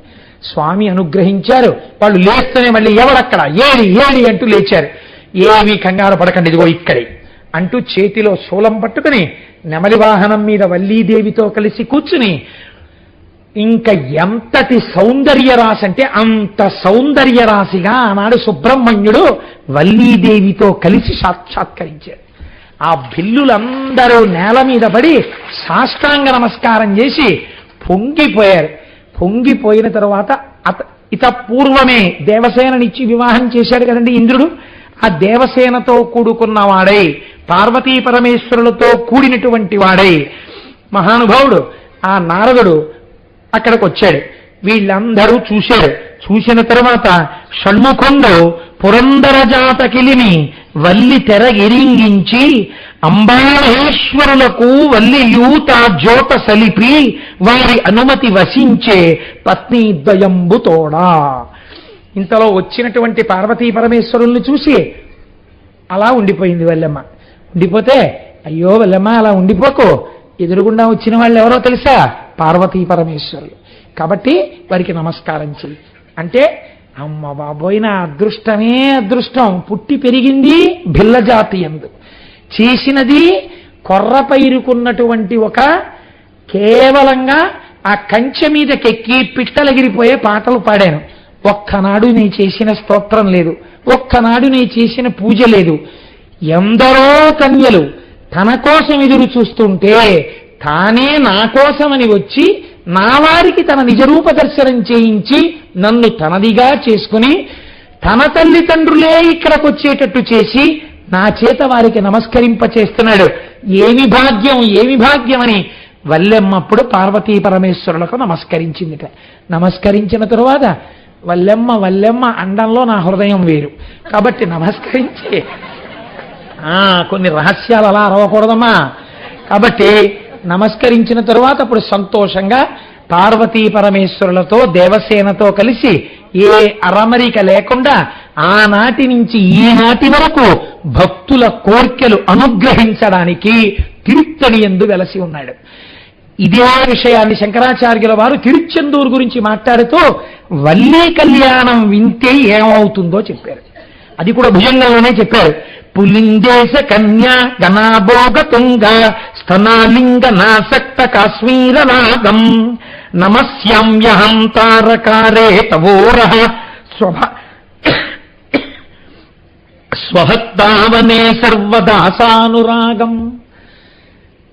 తెల్లగా ఉండేటటువంటి సుబ్రహ్మణ్యుడు ఎర్రగా ఉండేటటువంటి వల్లిని ఆలింగనం చేసుకున్నప్పుట వల్లీదేవి ఎర్రటిది వక్షస్థలమునందు కుంకుమ అలదుకునుంది. ఈ ఎర్రని కుంకుమ ఎర్రటి వక్షస్థలం నుంచి భర్త హత్తుకున్నప్పుడు బుగ్గలలో పుట్టినటువంటి అనురాగ కాంతులతో కలిసి ఒక కొత్త ఎర్రటి కాంతి చిక్కటి కాంతి పుట్టి ఈ కాంతి సుబ్రహ్మణ్యుడి యొక్క గుండెల మీద పరుచుకుని తెల్లటి సుబ్రహ్మణ్యుడి గుండెలు ఎర్రగా మారితే ఇంతటి ఎరుపు ఎంతటి అమాయకులనైనా తనవారిగా తానే వచ్చి చేసుకోగలిగిన దయాద్రహృదయుడైన సుబ్రహ్మణ్యుడని ఆ వల్లిని ఆలింగనము చేసుకున్న సుబ్రహ్మణ్య స్వరూపమునందు ఆయన వక్షస్థలమునందు విరిసిన కాంతులు మాకు చెప్తున్నాయి. అటువంటి వల్లి ఆలింగనము చేసిన కళ్యాణ సుబ్రహ్మణ్యుడికి నా జోదలు జోదలు జోదలని శంకరాచార్యుల వారు పరవశించిపోయారు.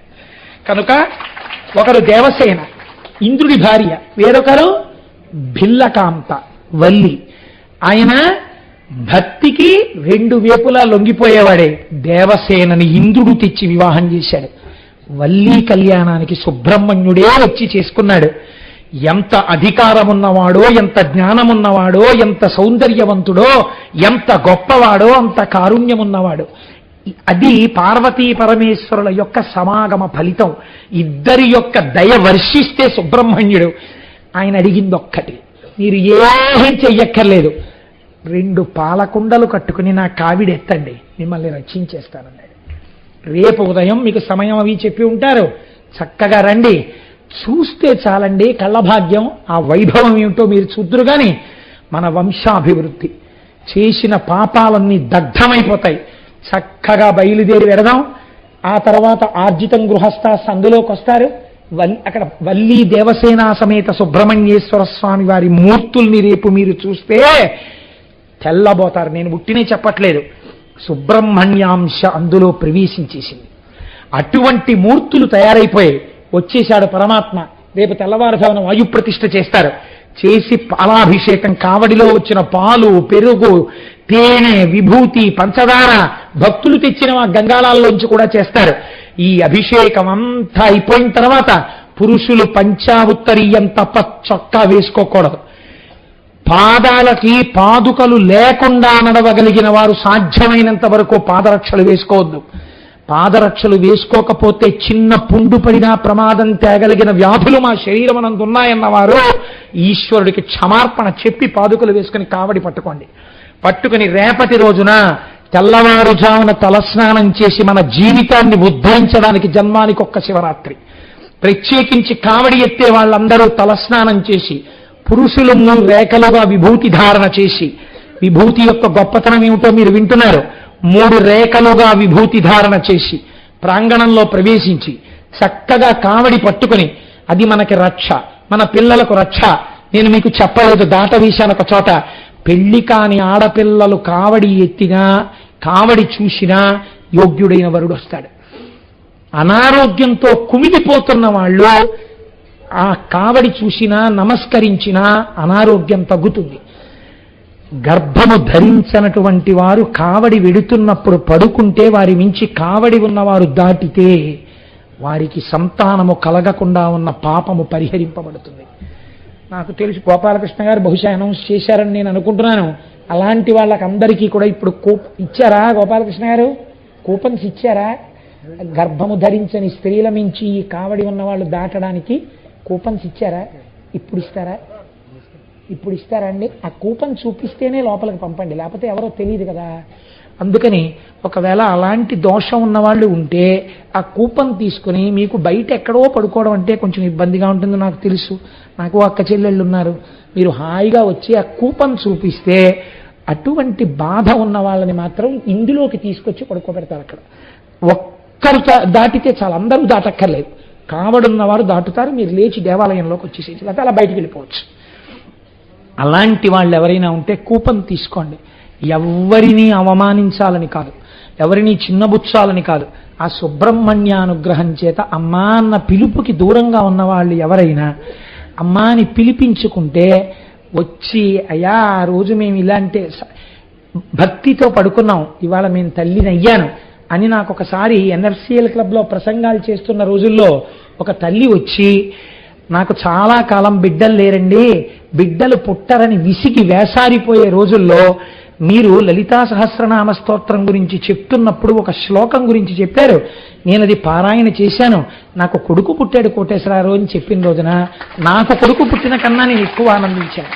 కాబట్టి అమ్మాని ఏ తల్లైనా పిలిపించుకుంటే అలా సుబ్రహ్మణ్యానుగ్రహం వారి యందు ప్రసరిస్తే ఈ చేసే కార్యక్రమానికి ఒక సార్థకత ఏర్పడుతుంది. కాబట్టి అలాంటి వారు కొన్ని లిమిటెడ్గా మాత్రమే ఇవ్వగలరా కూపన్స్, కొన్ని వందల సంఖ్యలో వేల సంఖ్యలో ఇవ్వరు, ఏవో కొద్ది కూపన్స్ మాత్రమే ఇస్తారు. ఎందుకంటే ప్రాంగణానికి ఒక పరిధి ఉంది కాబట్టి ఓ కొద్ది, అవి ఎన్ని అన్నది గోపాలకృష్ణ గారు చూస్తారు. రేపటి రోజున సమయపాలనం చేస్తూ చక్క క్రమశిక్షణతో రండి. మన అదృష్టం ఏమిటంటే సుబ్రహ్మణ్య మంత్రోపాసకులైన పీఠాధిపతులు వచ్చేస్తున్నారు హైదరాబాద్ నుంచి. వారు వచ్చేసారండి, వచ్చేసారట స్వామి కూడాను. రేపటి రోజున చక్కగా మనందరం కలిసి మంగళాశాసనపరై పదాచార్య పురోగమై సర్వైశ్చ పూర్వైరాచార్యై సత్కృతాయాస్తు మంగళం. మంగళం కోసలేంద్రాయ మహనీయ గుణాత్మనే చక్రవర్తి తనూజాయ సర్వభౌమాయ మంగళం. ఉమాకాంతాయ కాంతాయ కామితార్థప్రదాయిని శ్రీగిరీశాయ దేవాయ మలినాథాయ మంగళం. సర్వం శ్రీ ఉమామహేశ్వర పరబ్రహ్మార్పణమస్తు. స్వస్తి.